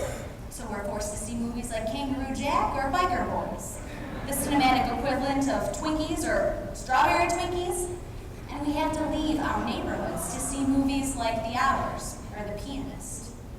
We have to realize what corporations want us to see, and remember that their opinion about what we should consume does not always reflect what we actually want. Starting to get worried? Starting to feel tads bubbling under your skin? Remember, you're not going to leave this building alive. I will personally see to that. No, I'm just kidding. I'm not actually going to kill you. And neither is tads, especially if you take an active participation in the arts and become aware of the powerful role that art can take in your life. So you're at the student night of Living in the Arts Week, right? You want to be enriched, right? Well, stop getting your news from E and your family dailies from the Osbournes. And get involved. Start by getting everything you can out of this school. Sure, there may be no drama classes. No drama. But there is music and art. According to child psychologist Frank Donovan, music is crucial to a complete education. Musical study develops critical thinking skills, early cognitive reasoning skills, self-discipline, and even improves school attendance. And once you've gotten everything you can out of this school, hop on a train to the big city. Go to one of the many museums located in or near Chicago's downtown. The Art Institute, for example, houses more than 300,000 works of art. And get in for less than the price of a movie. There's music, theater, and art all over this great city. But the best cure I can offer for Taz is the one that worked for me. Talk. Just talk about art, and soon you'll become aware of its role. Its impact on you will be positive, because that's what art is for. What a week we have ahead of us. We can expect to be wowed by student, teacher, and professional artwork. We need to start this Living in the Arts Week with the idea that it's up to us to define the role of art in our lives. By outlining the symptoms of TADS, talking about the ways you may have contracted it, and finding the cure, we can work together to destroy our TADS. I'm a happier person now. Where there once was darkness, there now is light. Where once birds did not fly and flowers did not bloom, there are the sweet sounds and smells of spring. I see the light coming over the horizon. That light is the sun of art coming to enlighten the southwest suburbs into a renaissance of change. What brought that change? Drama! Drama!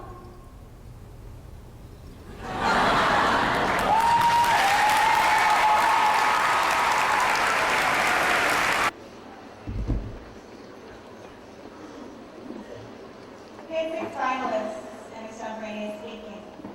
In 6th place from Carbondale, Anjan Tiberwala.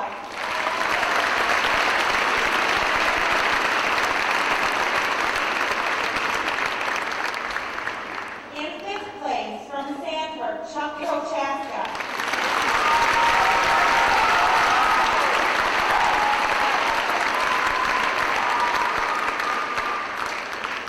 In 4th place from Oaklawn Community, Grant Sue.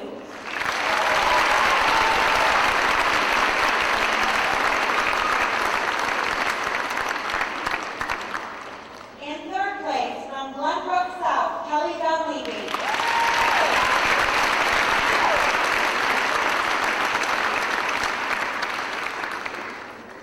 Your state runner-up in extemp from Hinsdale Central, Phil Williams.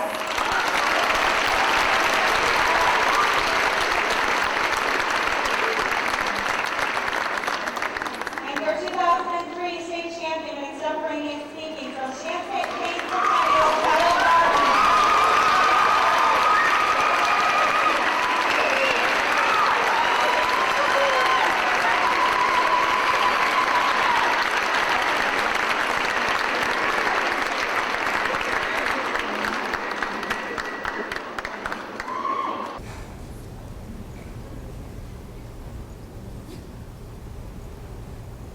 In the brilliant short story First Contact by Fritz Lieber, a human spacecraft encounters an alien spacecraft in the far reaches of deep space, and they establish rudimentary communications between these two groups and realize the great benefits that can arrive from having an exchange of knowledge between the two species. However, they are not completely trustworthy of one another since they've never encountered each other before, and thus each race is afraid to let down its defenses completely. And if one ship leaves, it's afraid that the other will follow and attack. Given this lack of knowledge, they are left, therefore, at an impasse, unable to solve this standoff and a confrontation between the two ships. But this is more about just futuristic speculation. The story by Fritz Lieber, First Contact, offers a great futuristic speculation, but at the same time, the world today is experiencing its own sort of impasse between North Korea and the rest of the world. After North Korea announced last year that it had been constructing nuclear weapons in stark violation of a 1994 contract that it made with the United States. Clearly, the United States' efforts to keep North Korea nuclear free have been less than successful. And so, it's necessary to ask the question, what can the UN Security Council do to solve the military standoff in North Korea? The answer is not easy or simple, but the Security Council toward this end can do 3 things. First, it can guarantee security on the Korean Peninsula. Second, it must demand tough weapons inspections for change and disarmament. And third, it must convince North Korea that its own economic interests lie with its own cooperation. North Korea has long been a thorn in the side of America and other nations, and yet the first way the Security Council can solve this nuclear standoff is by helping guarantee the security of the North Korean Peninsula. The Financial Times of February 10th reports that, in fact, North Korea has announced that it will have an all-out war if there is sanctions, if there are economic sanctions levied against it by the United States or any other entity. So the United States cannot simply respond to North Korea's blackmail with more blackmail of our own. But we can do more to help guarantee the security on the North Korean peninsula. Yesterday's issue of the Junjang Daily, South Korea's leading newspaper, states that the United States and North Korea is slated to have a fundamental renegotiation of many of its own fundamental military engagements on the Korean peninsula. And now is a better time than ever for the United States to reconsider its role in South Korea and involve the UN Security Council further. For the January 24th Washington Post states that, in fact, South Korea has been seriously disrupted by many protests against the 37,000 U.S. troops that are stationed in South Korea. By involving the UN Security Council and having them establish a multilateral force under its blessing, they will help secure the Korean Peninsula, reduce anti-American sentiment, and reduce the ability of North Korea to blackmail the international community. However, if there are actions to secure the Korean Peninsula but no follow-ups, the impasse will remain. Therefore, the second thing the Security Council can do to solve this nuclear standoff is to demand weapons to guarantee North Korea's nuclear disarmament. The March and April issue of Foreign Affairs magazine states that if gone completely unchecked, the North Korean military force arsenal could be up to 5 to 7 nuclear weapons by the month of July. North Korea's nuclear threat, given the nation's own isolationist history, is something that must necessarily be addressed. And yesterday's issue of the New York Times reports that Colin Powell and other officials are beginning to realize this. U.S. officials state that bilateral agreements between North Korea and the United States are simply not feasible. It is required to have multilateral and unified pressure against North Korea in an attempt to disarm North Korea. And this is a step in the right direction, and we must pursue these diplomatic avenues further. The February 12th Christian Science Monitor states that the International Atomic Energy Association has considered issuing a resolution to the UN Security Council in an attempt to convince them that the North Korean government is in stark violation of its previous agreements that it has made with the United States and the international community. So we must involve the UN Security Council, as is already beginning to be done, with weapons inspections that will reduce the nuclear threat North Korea poses and thus help end the standoff. Of course, North Korea has not been very receptive to recommendations for disarmament in the past. But the third thing the Security Council can do to solve the standoff is by convincing North Korea it's in its own interest to cooperate with disarmament. The January 4th Economist states that North Korea has a long history of using deception and self-generated crises to attempt to extort diplomatic concessions from many of its foes, such as the United States and many others. However, this path has not brought North Korea a great deal of prosperity of its own. The Time Almanac of 2003 reports that South Korea's gross domestic product in the past year has neared $760 billion at a per capita income average of $16,000 per person. Whereas in North Korea, their gross domestic product last year was a meager $22 billion with only $1,000 per capita on average that year. So North Korea has its primary obstacle to diplomatic unity relying on its own isolationist tendencies. And this is what the UN weapons inspectors and the UN Security Council must enforce. In fact, at every turn, opportunities for reunification have been lost by North Korea. The February 15th issue of the Junjang Daily reports that tentative deals for a railway connecting North and South Korea for the first time in half a century have been stalled over legalistic bickering concerning the conflict between North and South Korea and how to conduct legal issues in a demilitarized zone. However, the UN Security Council, in its bilateral and multilateral negotiations with North Korea, must emphasize that its own economic interests lie with disarmament, because only when North Korea renounces nuclear weapons can it gain a great deal of international aid, and in so doing, become a full-fledged member of the international community. And so, when asked the question, what can this UN Security Council do to solve the nuclear standoff in North Korea? We have seen that first, the UN Security Council must help guarantee security in the North Korean peninsula. Second, it must demand tougher weapons inspection to disarm North Korea. And third, it must convince North Korea it's in its best interest to cooperate with disarmament. Now, in the story First Contact, the humans and the aliens were able to solve their standoff by swapping ships, observing mutual disarmaments, and going their separate ways. For For the UN Security Council, it will not be so simple. However, if the UN Security Council can act intelligently and boldly, it can set a precedent for peace that can live on in history, from a nuclear reactor to a nuclear starship.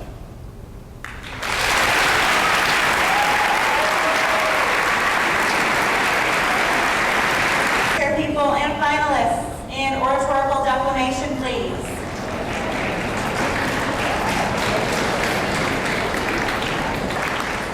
We have 6 finalists in oratorical declamation. In 6th place, from Thornwood, Carissa Booth.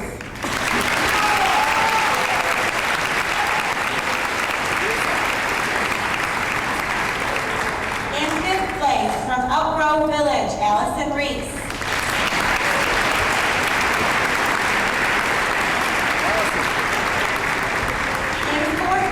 From Oswego, Amanda Drinkall.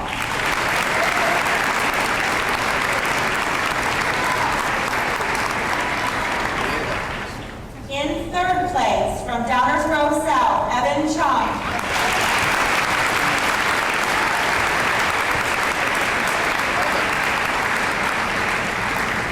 Your state runner-up, from Normal University, Katie Basilio.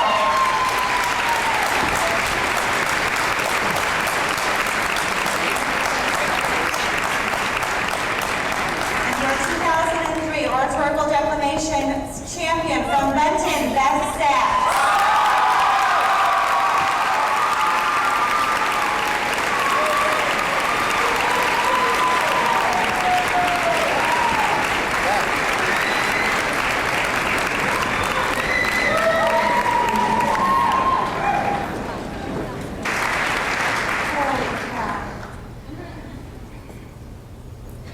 A very, very, very long time ago, in the tale of history, back before the pyramids, before Pierre Steers, before Don Johnson in Miami, but not before Vice. There lived a group of people on the virtual edge of nowhere who had no words with which to speak. Now, they communicated with each other by standing on their tiptoes and jumping up and down. The speaker would stick one finger in his left ear and emit prefatory gurgling sounds, while with his free hand clutching a rock, would whack the other person about the head, chest, or shoulders, depending on the topic of conversation. Short discussions could be very painful. Heated debates often ended in death. Those that survived multiplied, which was surprising because they had no word for sex, and migrated across Central Europe, which was difficult because they had no sense of direction. Soon, they encountered more verbally advanced cultures, such as the Greeks, the Romans, and the Texans. To these peoples, the painful groans that the tippy-toe talkers made sounded like bar, bar, bar. And hence, from that day, they were known as barbarians. And their language has been referred to as barbarous. And thus, Richard T. Good begins his speech at a senior day convocation, urging students to use language wisely because the key to success is communication. Barber's Children by Richard T. Good. As I now stand quite flat-footed before you, it's my painful duty to announce the children of Barber live on. They even thrive. Barbarisms have invaded our language to an alarming degree in recent years, and I implore you, as a class of 1987, to help stamp them out. Barbarisms are fairly easy to spot whenever someone makes unintelligible sounds that somehow pass for language.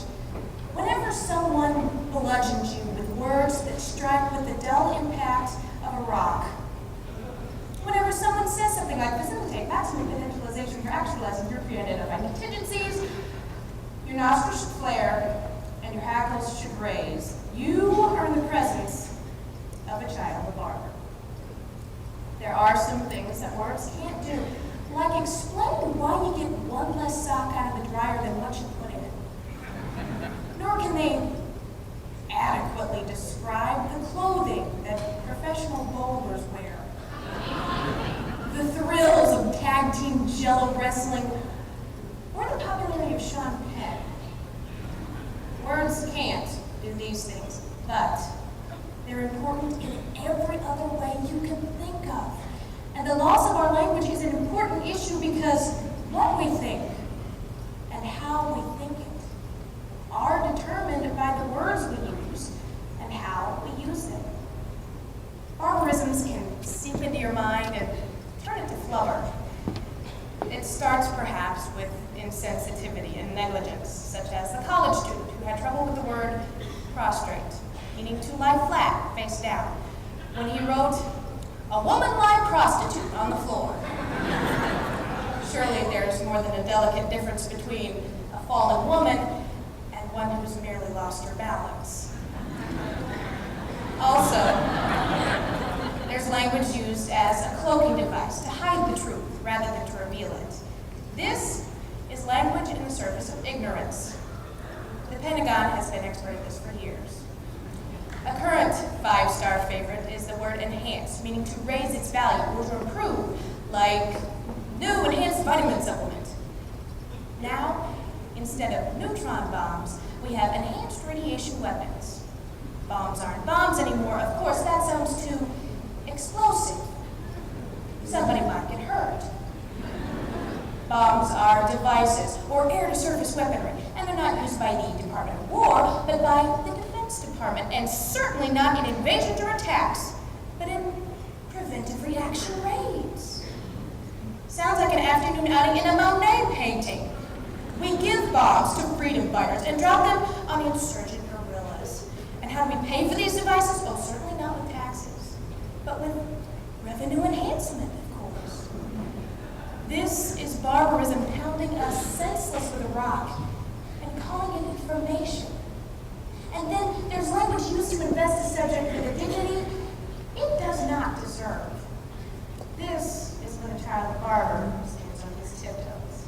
Unfortunately, and yes, I'll get daggers here, but educators are most often the culprits. Just listen to the plan cited by Richard Mitchell in Less Than Words Can Say for a new educational playground. A Tobian educational system and its existing isomorphic formulated goals and needs can be traumatically challenged by environmental education and its evolving diverse goal system as it functions as a catalytical non-discipline to prepare and facilitate people to move through a meta transition into the phase of a non-stationary culture. Illiterate is too nice a word for this barbarous nonsense. As Fred Allen, a star from the days of radio, observed years ago, television is called a medium because it's never well done. Fred Allen was an enemy of barber. Now, you too can become an enemy of barber. At the end of this year, you will be educated. If you work really hard by the end of this year, you may also be intelligent. An intelligent person makes choices. When you're educated, you believe only half of what you hear. When you're intelligent, you know which half to believe. Armed with these ideas, you can now seek out barbarisms, rail against their users like you would people who put Scotch tape on cats' paws. Whatever you do, nurture and protect your mother tongue. Use this year to build up your word hoard and start every morning by reading Bloom County, Doonesbury, Mother Goose, Kathy, and the Far Side. One of my favorite Far Side cartoons is of a jet plane swooping up off the runway with a rather surprised frog attached to it by its fly-catching tongue. That is ambition. Now, I'm not suggesting that you go latch yourself to the underbelly of a Boeing, but if you unlock your brain, man, and let the words flow in, stand flat on the ground and stare the world straight in the face, take your finger out of your ear and use your word hoard with precision, clarity, imagination, and respect. Then you won't just facilitate the maximum potentialization for actualizing your pre-identified contingencies. You will, rather, increase the chances of achieving the goals you set for yourself in life. That is what we wish for you. And that is how we ought to say it.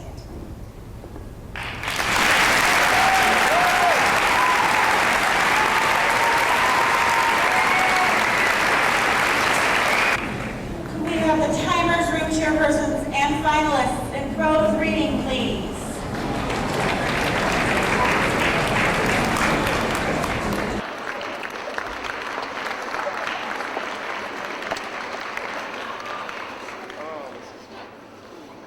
We have 6 finalists in prose reading.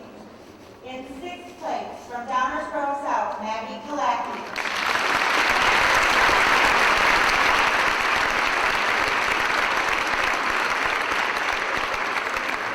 In 5th place, from Warren, Stephanie Cave.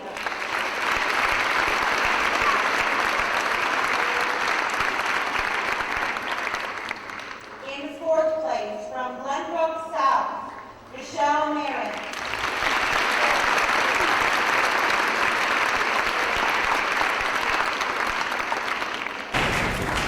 In 3rd place, from Thornwood, Robin Gates.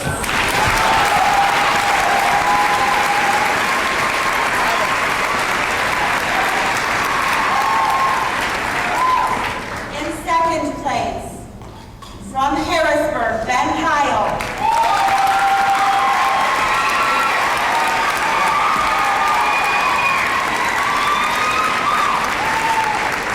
And your 2003 state champion in prose reading from Benton, Cody Burgess.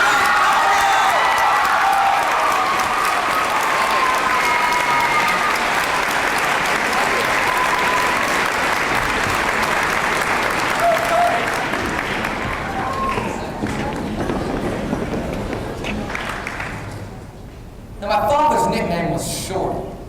Although he wasn't particularly short, when his oldest brother Ben gave him the nickname, it kind of stuck. Now, there were a lot of nicknames in the small town I grew up in. Happy Wagoner, Squirrely Ash, Skunk Adams, and Jerky John. So I guess, given the range of possibilities, Shorty wasn't that bad. It was just what most people called my father.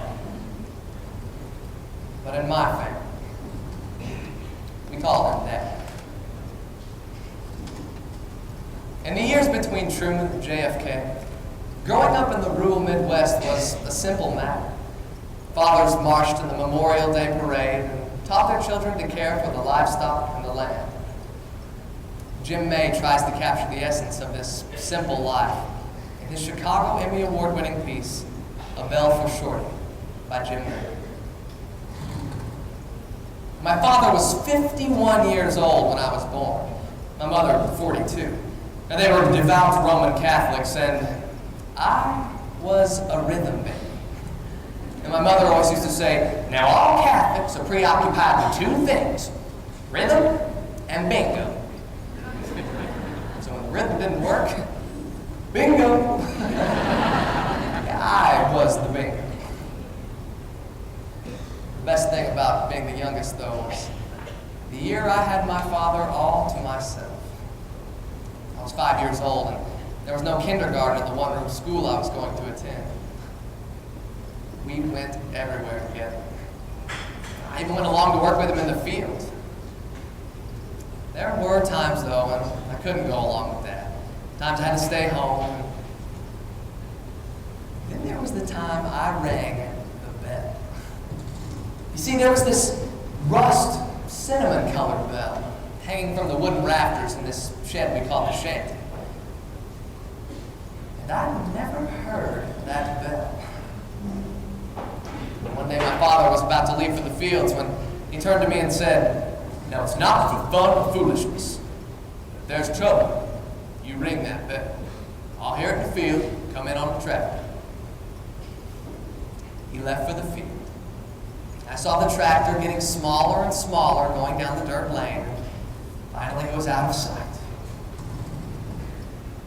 Now, the time was passing ever so slowly, and I thought I'd go in the shanty and play. Just as my eyes were getting used to the darkness, I It's our dog, Bootsy. She was asleep in a dirt hole. Curled up right next to her was a snake. And this snake looked threatening. And I'd overheard some talk about some rattlesnakes at a neighbor's farm. Recalling my father's words, I thought, this could be trouble.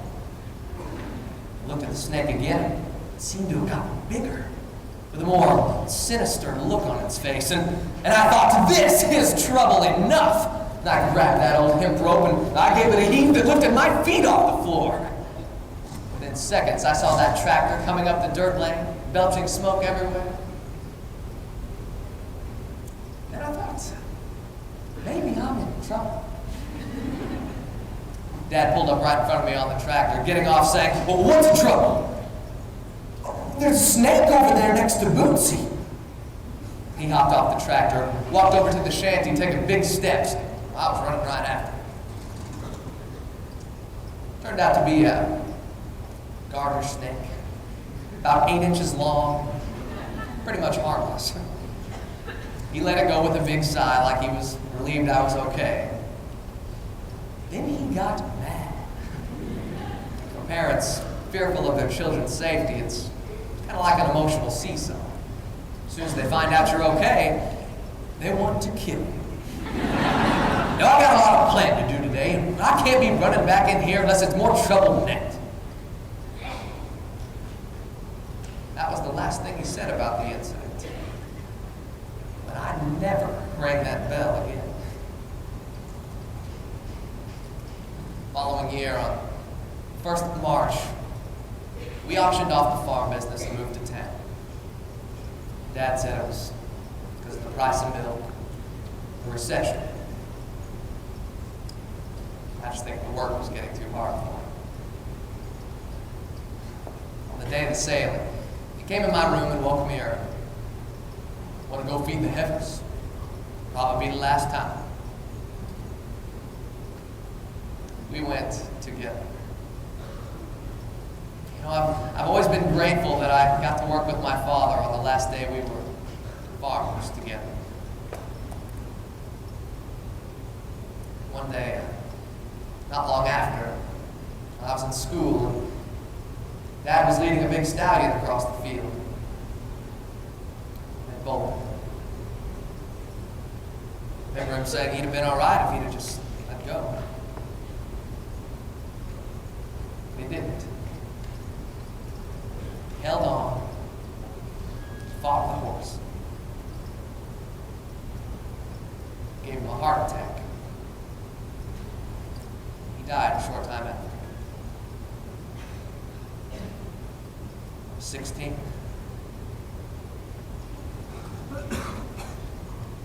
The years that followed, there were times in my life when I wish I could have pulled on that rope. I didn't have a bell to ring. He didn't have a tractor to come in on from the field. You know, this story's been silent for years. It's kind of like that old bell. But when I tell it, I feel like I'm pulling on that rope. And if you hear that bell, maybe a bell of your own, I know I've rung it. Shorty May taught me to listen. Sometimes, recalling my memories, I can hear that tractor coming too.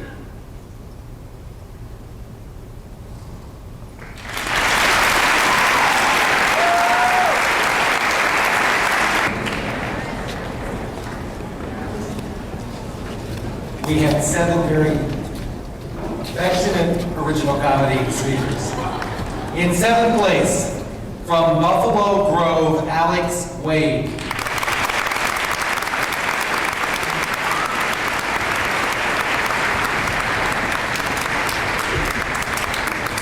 In 6th place, from Wheaton, Warrenville South, Tim Otterland.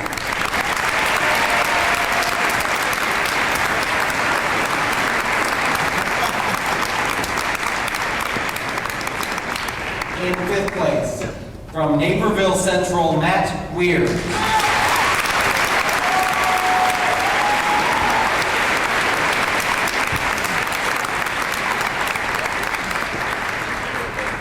4th place, from Freeport, Michael Hines.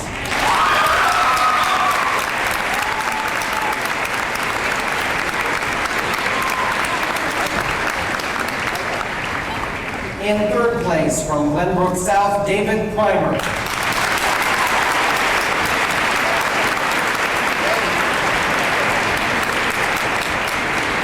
And the runner-up in original comedy, from Elk Grove Village, Mike Gardner.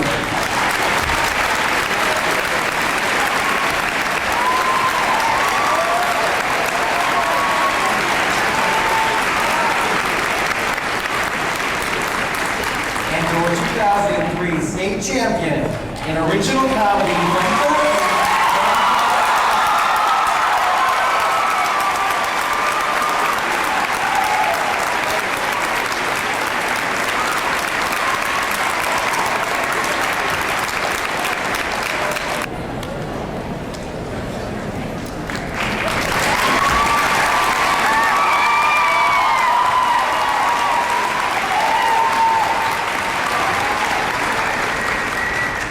Desmond.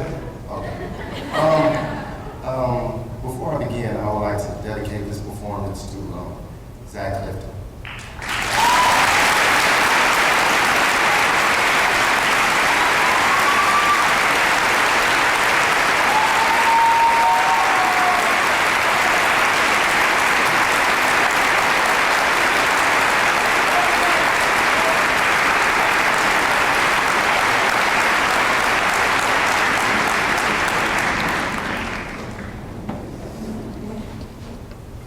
Hello, my name is Doricus, named after African-American inventor Claytonio Joaquin Doricus, who invented the photographic print wash on April 16, 1895.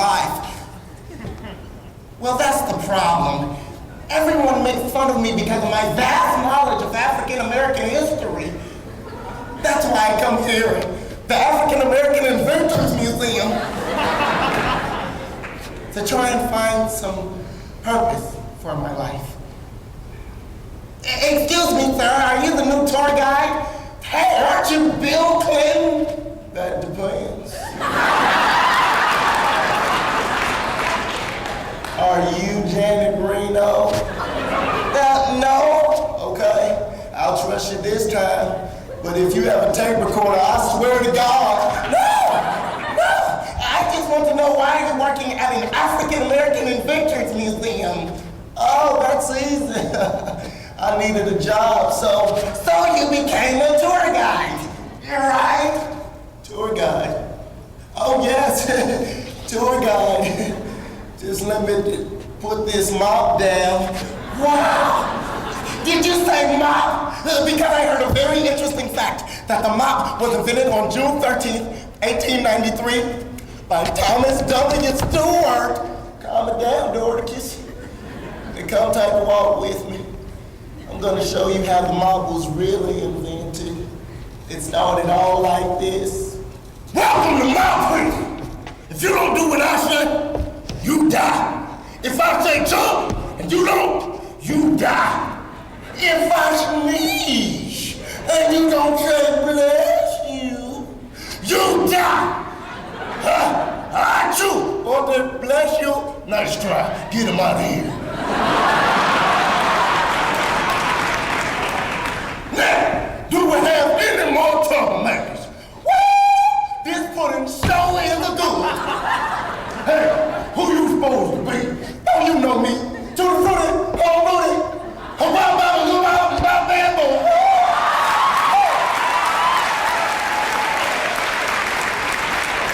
Oh, you want a lick? I just want to know where you got that pudding.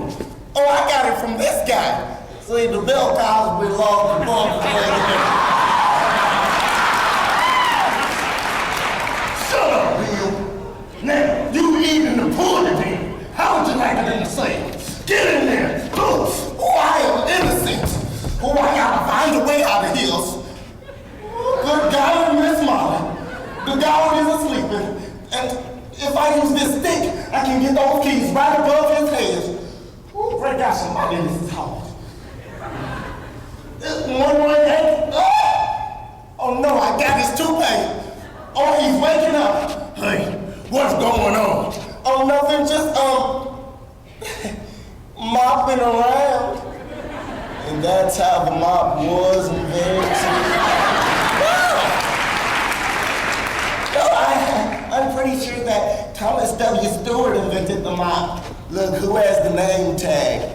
But you don't have a name tag. You're good. Would you like to know how the shoe was invented? Oh yes, I know this one. The shoe was invented by W.A. Dietz on April 30th, 1867. Relax. Come on, take another walk. Now, the shoe was really invented by Sean Connery. Oh, this hunting trip has been terrible. Oh, I see a lion. Oh, no, that's my grandma. Sean, I am tired of you insulting me. Well, then die. Look, you've been hunting lions for 4 days now. And besides, you already shot your wife twice. Well, that's just because I don't give a damn. I mean, who wears a fur coat in Africa? Look, would you just figure out a way to sneak up on the line so we can leave? Well, it's not that easy. I've tried everything. And all I have left in this knapsack is this cow's hide and twine. Well, that gives me a good idea. Oh, you can put the cow hide on your foot, tie it together with the twine, and sneak up on the line. Well, I was thinking about hanging myself, but that's a good idea, too. Well, what are you gonna call them there?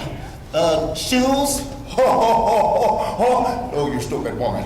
I will call them snake eyes. Because I am snaking.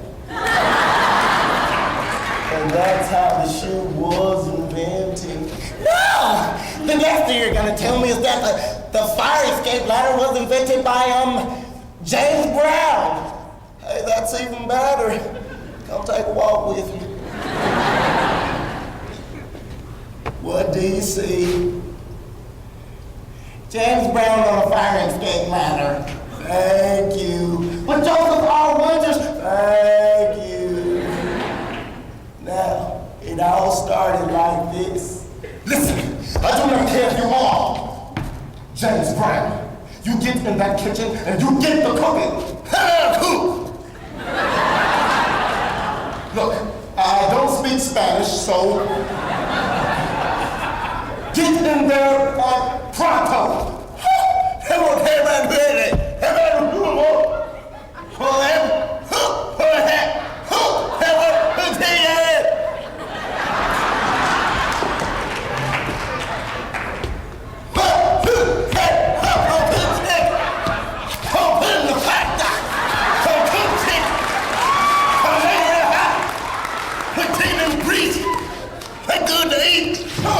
And when it's done, don't get a piece. Now take it on fire. Gotta put it out there. Now my head on fire. Time to shout. Blow it lock. Can't get it out. You level. I never out. Pull out window. And down below. Don't get the ball.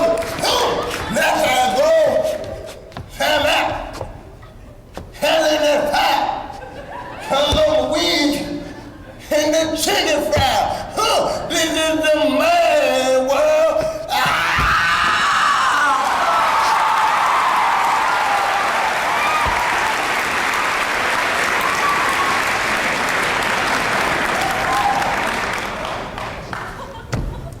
That's how it all started. No! You're crazy! The mop, the shoe, the fire escape ladder, they were never invented by those guys! You are correct. Thomas W. Stewart did invent the mop. W.A. Dietz did invent the shoe. And that other guy you said, he did invent the fire escape ladder. Okay? Then why did you tell me all the wrong information? To teach you that you already know your black history. But what about the millions of people who don't? Can't you feel their pain? Vote for me. Lord, if you don't teach people about the past, then how can we build a better future? People will repeat mistakes they've already made. I mean, they voted for me twice.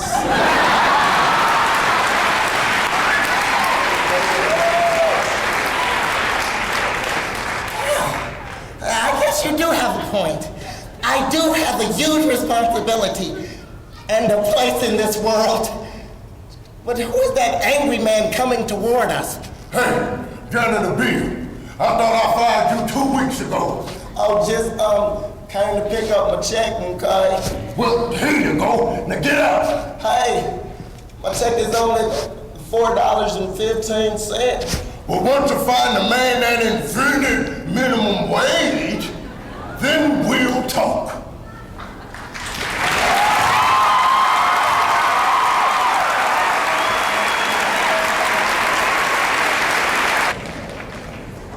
In sixth place, from Glenbrook South, Kelly Dunleavy.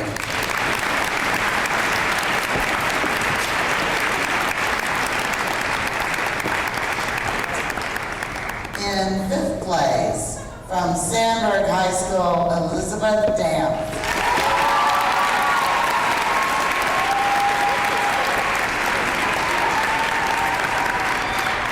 In fourth place, from Wheaton, Warrenville South, Rachel Wheatley.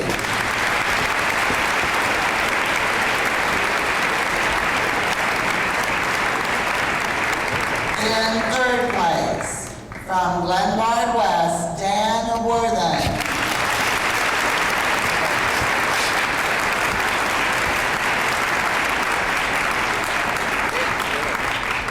Your tournament runner-up, from York High School, Mary Sotos.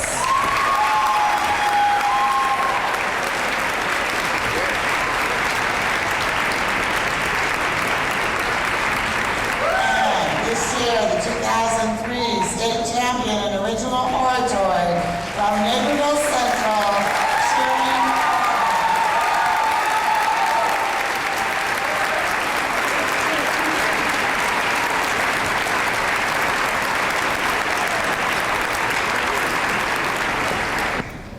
There are some things in this world that I will never understand. The one that gets me the most is the enigma surrounding the group migration of girls to the ladies' room. Now, I am a female, so why can't I figure out this quandary on my own? In search of an answer, I decided to rely on some scholarly advice from one of the most well-qualified experts on women. In Sex and the City, Carrie Bradshaw, the savvy writer played by Sarah Jessica Parker, defies what I like to term as the partner paradox. As a strong, independent-minded individual, Carrie feels that no one should compromise his or her own personality simply to avoid loneliness. It seems today we choose any type of company to steer clear of being labeled single, or in the case of the bathroom, alone, masking a deeper fear this innate behavior can jeopardize our well-being.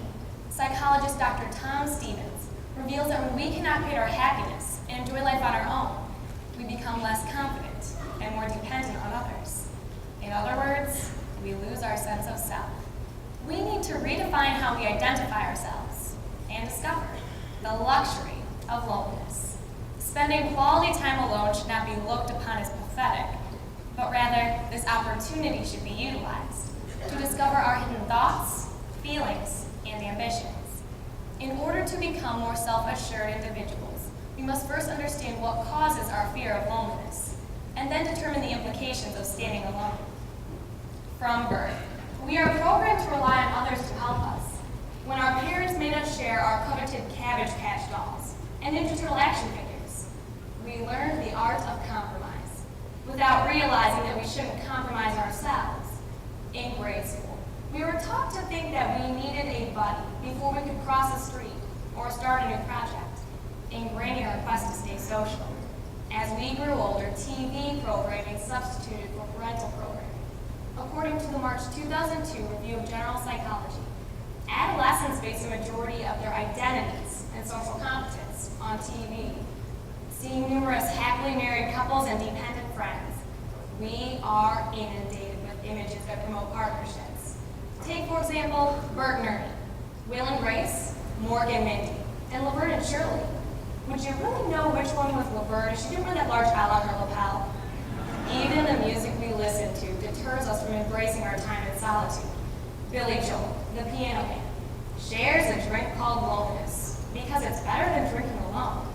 And when we hear Celine Dion profess that she doesn't want to be all by herself, we feel the pressures to buddy up. Eventually, our pre-programmed buddy systems evolve into complex adult dependencies, with the effects of the partner paradox especially taking hold of us in our teenage years. Teenagers aren't only afraid of being alone, but we don't want to be loners. Facing compromising situations, some teens reason that taking drugs and drinking with friends is better than being alone. The National Center on Addiction and Substance Abuse reported in a recent survey that 1/4 of 17-year-olds say that the reason teens use drugs is because their friends do. Teenagers compromise their standards simply to form superficial and even destructive relationships. A sophomore at Indiana University, Juan Sadicki confessed that he hadn't smoked until college, but asking for a light is a great conversation starter. Our unwillingness to stand strong on the periphery of a social circle causes us to sacrifice ourselves. We lose ourselves. Sandra Murray, in the April 2002 Journal of Personality and Social Psychology, describes that in a relationship, a person assimilates the characteristics of his or her partner, stating that the person is given a sense that he or she has found a kindred spirit, or someone who is just like them. Placing these false characteristics on ourselves and others, we perpetuate dependency and lose sight of our true identities. As a result of our fear of loneliness, we lose our ability to stand on our own. When henpecked husbands, submissive friends, and battered wives accept abusive relationships, they diminish their self-worth. They think their feelings don't matter, their needs don't count. Their bruises are better than being alone. The solutions are as simple as asking ourselves that pivotal question, which I think was best put by Ben Stiller in the renowned film Zoolander. Who am I? In addition to having really ridiculously good looks, Ben has a point. We don't ask enough questions. Roy Baumeister, professor of psychology at Case Western University, suggested in his June 1997 findings that we must be introspective, whether it be taking every criticism to heart or comparing ourselves to unreasonable standards. We all, at one point in time, have doubted our self-worth. But if we could learn to self-medicate our psyches in solitude, we would be able to appreciate the value of standing alone. Starting in childhood, children should be taught the skills they need to work independently, answering questions on their own and learning to play alone. But even in adulthood, we can all learn to be limited loners from time to time. A few weeks ago, I went to the movies, alone. As I stepped up to the ticket counter, the movie house employee asked how many tickets I would like to purchase. I replied confidently, saying, "One, please." Semi-bewildered, he repeated my words, "Just one?" What was so confusing? After handing me my ticket with a sympathetic smile, I realized that I didn't want his pity. I chose to go to the movies alone and enjoyed my own company. Let's face it, no boy wants to hear me obsess about Oslerman's genius in Moulin Rouge. And I certainly don't want to suffer through 2 hours of mindless stunts in Jackass the movie. We need to erase this troubling conception that there is some sort of shame involved in going and doing things alone, and value that being whole does not require looking for another half. Pulling from his transcendentalist roots, Henry David Thoreau proclaimed, "I never found the companion that was so companionable as solitude." The first step to finding our own solitude is simply finding our courage. After we prove to ourselves that we can be alone, we will become much more secure and confident individuals. The bottom line is this: we are all in pursuit of perpetual bliss and happiness. But each and every day we are confronted by the darker realities of life. A bad grade, a car accident, cancer. We need to use our precious time in solitude to gain resilience, to gain fortitude, We cannot look to our friends or our family to give us this gift. Instead, we must look inward. Devote just 1 hour to yourself and find something to call your own. For me, jogging, even at 11 o'clock at night in the bitter cold, allows me to bring my problems to the pavement. In his novel, The Hours, Pulitzer Prize-winning author Michael Cunningham eloquently wrote, "We live our lives, do whatever we do, and then we sleep. It's as simple and ordinary as that. There's just this for consolation. 1 hour, here or there, when our lives seem against all odds and expectations, to burst open and give us everything we ever imagined. These hours are inevitably followed by others, far darker and more difficult. Still, we hope more than anything for more. Fill your hours in solitude with curiosity, self-assurance, and peace, and fully embrace the luxury of loneliness."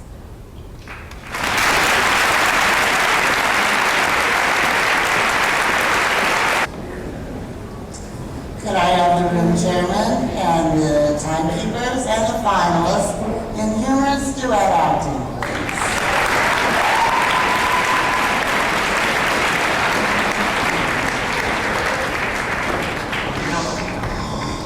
In this scene, you're hurting inside. You're hurting inside. You're not sure who to trust. You want to run. You want to run into the arms of your beloved.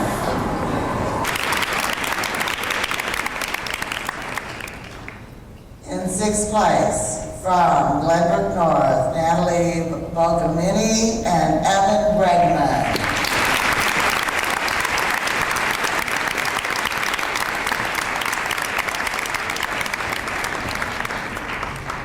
In fifth place, from Charleston High School, Annie Kincaid and Kyle Schultz.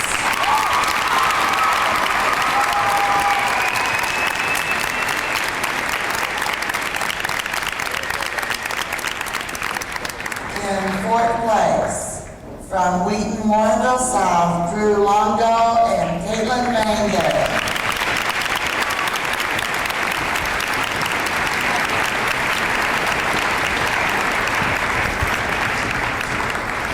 In third place, from Oak Lawn Community, Megan Hinks and Justin Lopez.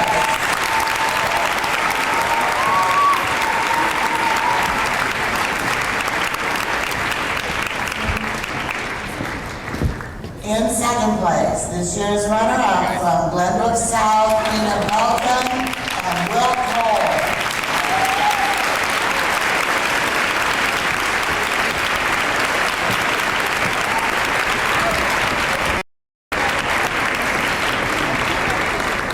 And your tournament champions from Thornton, Maurice.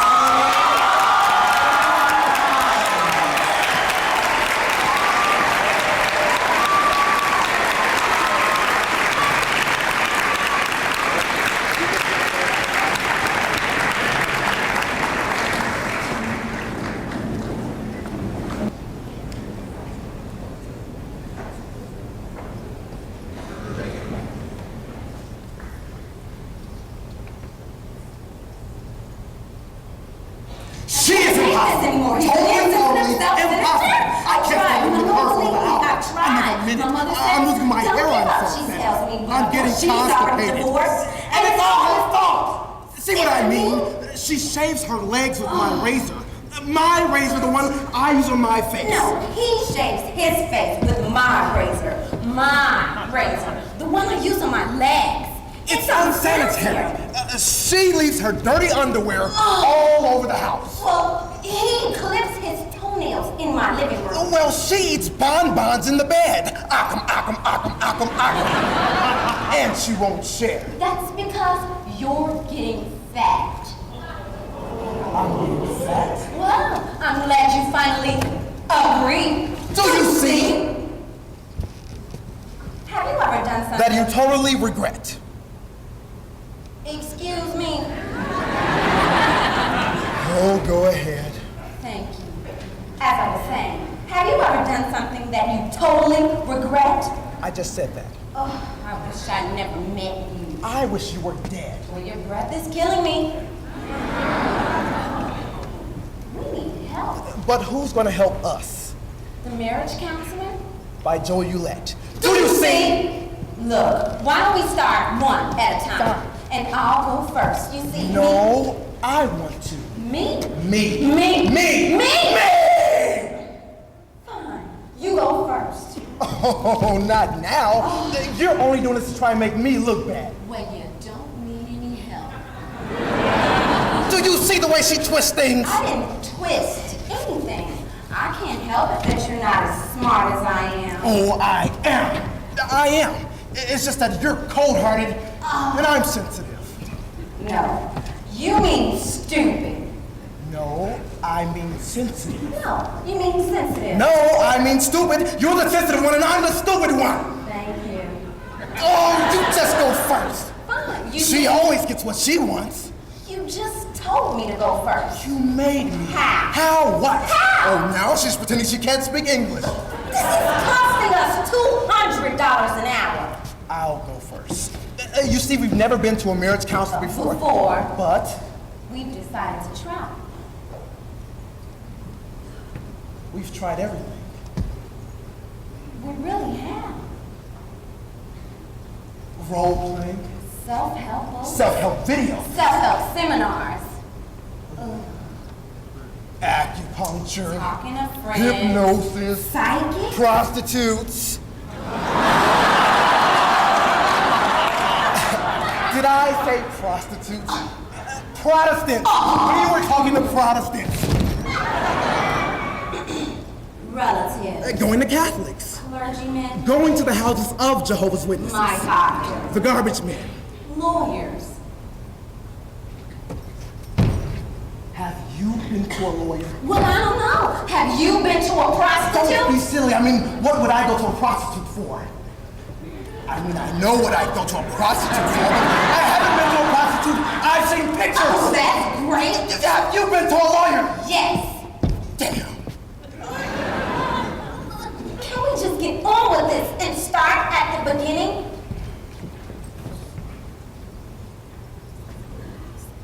One night a long time ago, my father lured my mother into the tool shed. Oh, God, not that beginning. I think it explains a lot. Oh, never mind. She's having an affair. Tiger!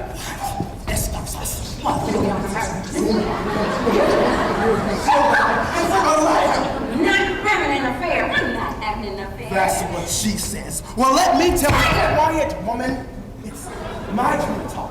And for once in my life, I'm going to take my turn when it's my turn to talk.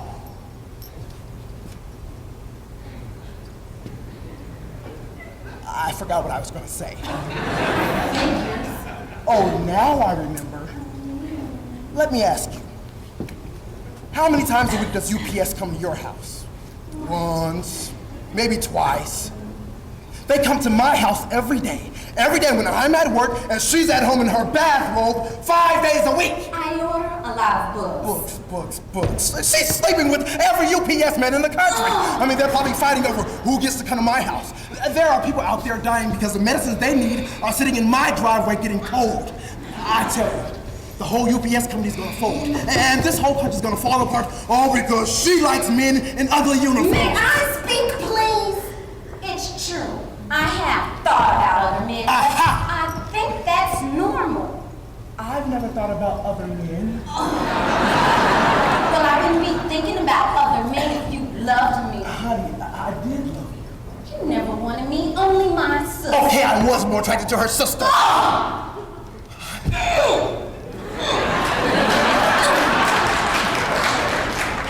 think she wanted him too. That's why she never comes around. No, I'm a jerk and Janine knows it. That's why she doesn't come around anymore. She stays away just like your mother. You punched her in the face. It was an accident.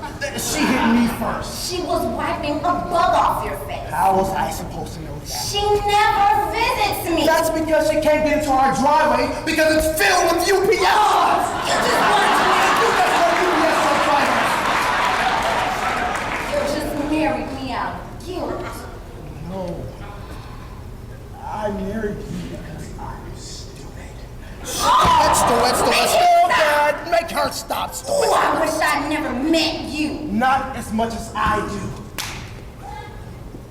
Oh my God. I can't believe you're hitting now. I suppose it's just a matter of time before she turned crazy just like her mother. You take that back. What? Crazy? Uh-huh. Crazy, crazy. Oh, this is abuse. And I'm not gonna let you get away with it.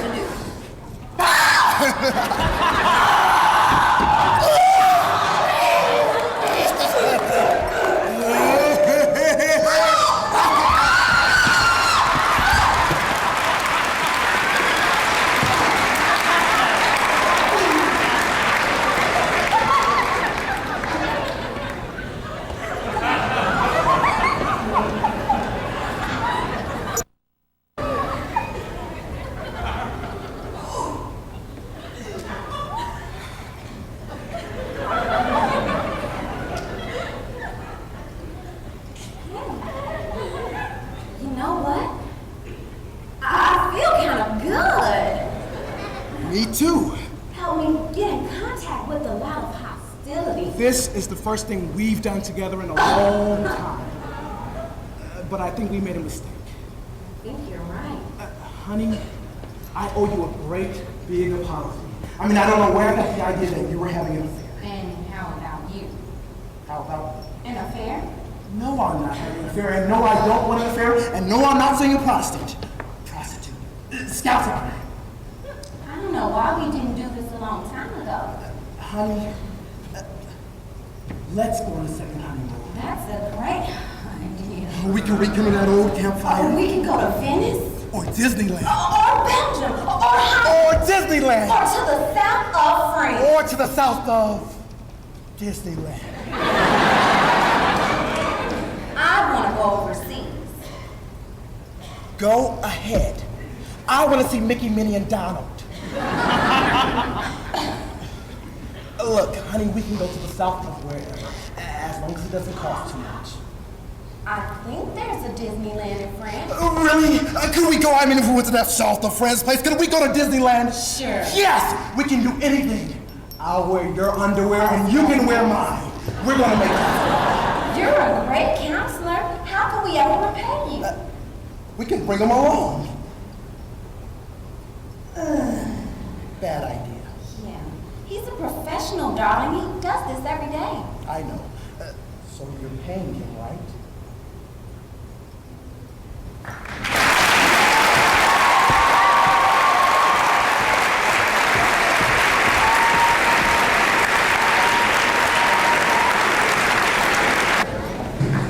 Could I have, please, the coaches from Naperville Central down on stage, please?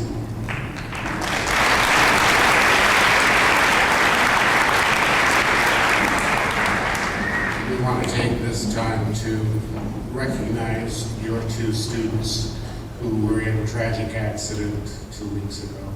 And we understand and we feel the pain that you have all felt.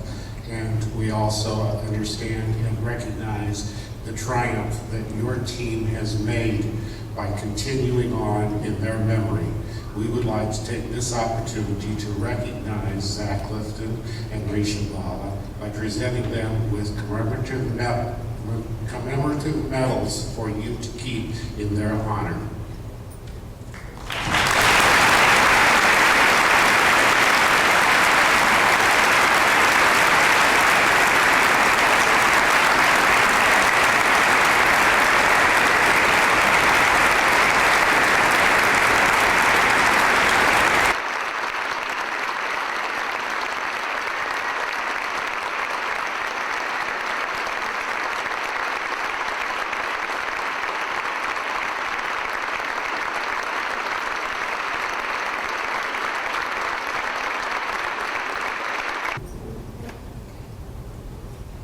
Be remiss if I didn't take this opportunity to tell all of the speech family out there how grateful we are for you. And I mean it with heartfelt thanks when I say that we are here today because Zach loved speech more than life itself. And he just wanted one more shot to share his message. It is my prayer for everyone who shares in this passion that we call speech and communication, that you will continue to share your message and that you will live with as much heart as Zach did, because then he will continue to live through you. From my entire staff, we cannot thank you enough for your cards, your prayers, your support. You give us the strength to remember what's important in life. Zach is right here with us, and we thank you very much.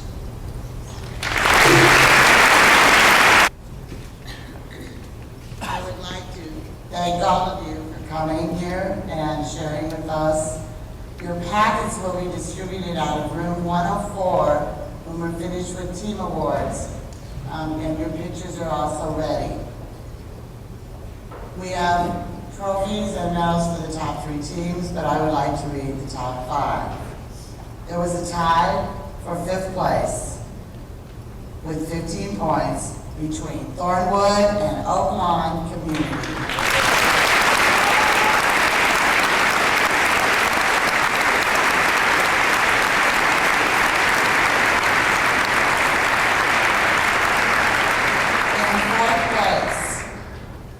Warrenville South.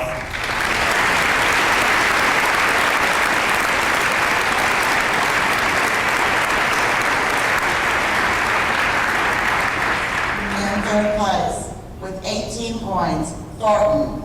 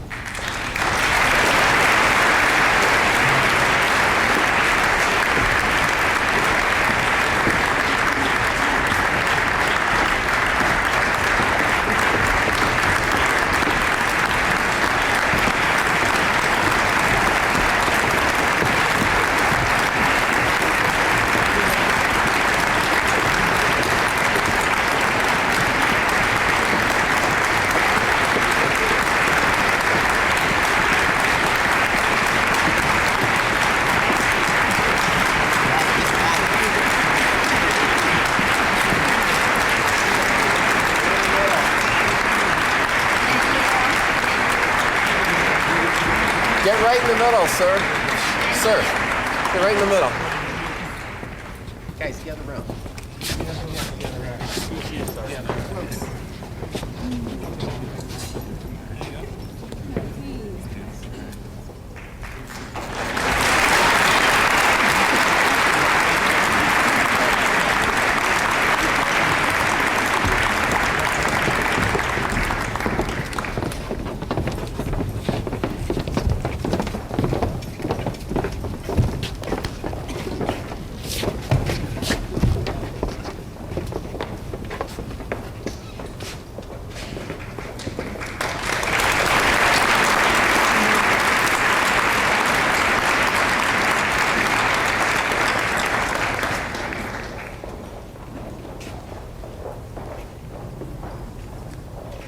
This year's runner-up with 22 points, Downers Grove South.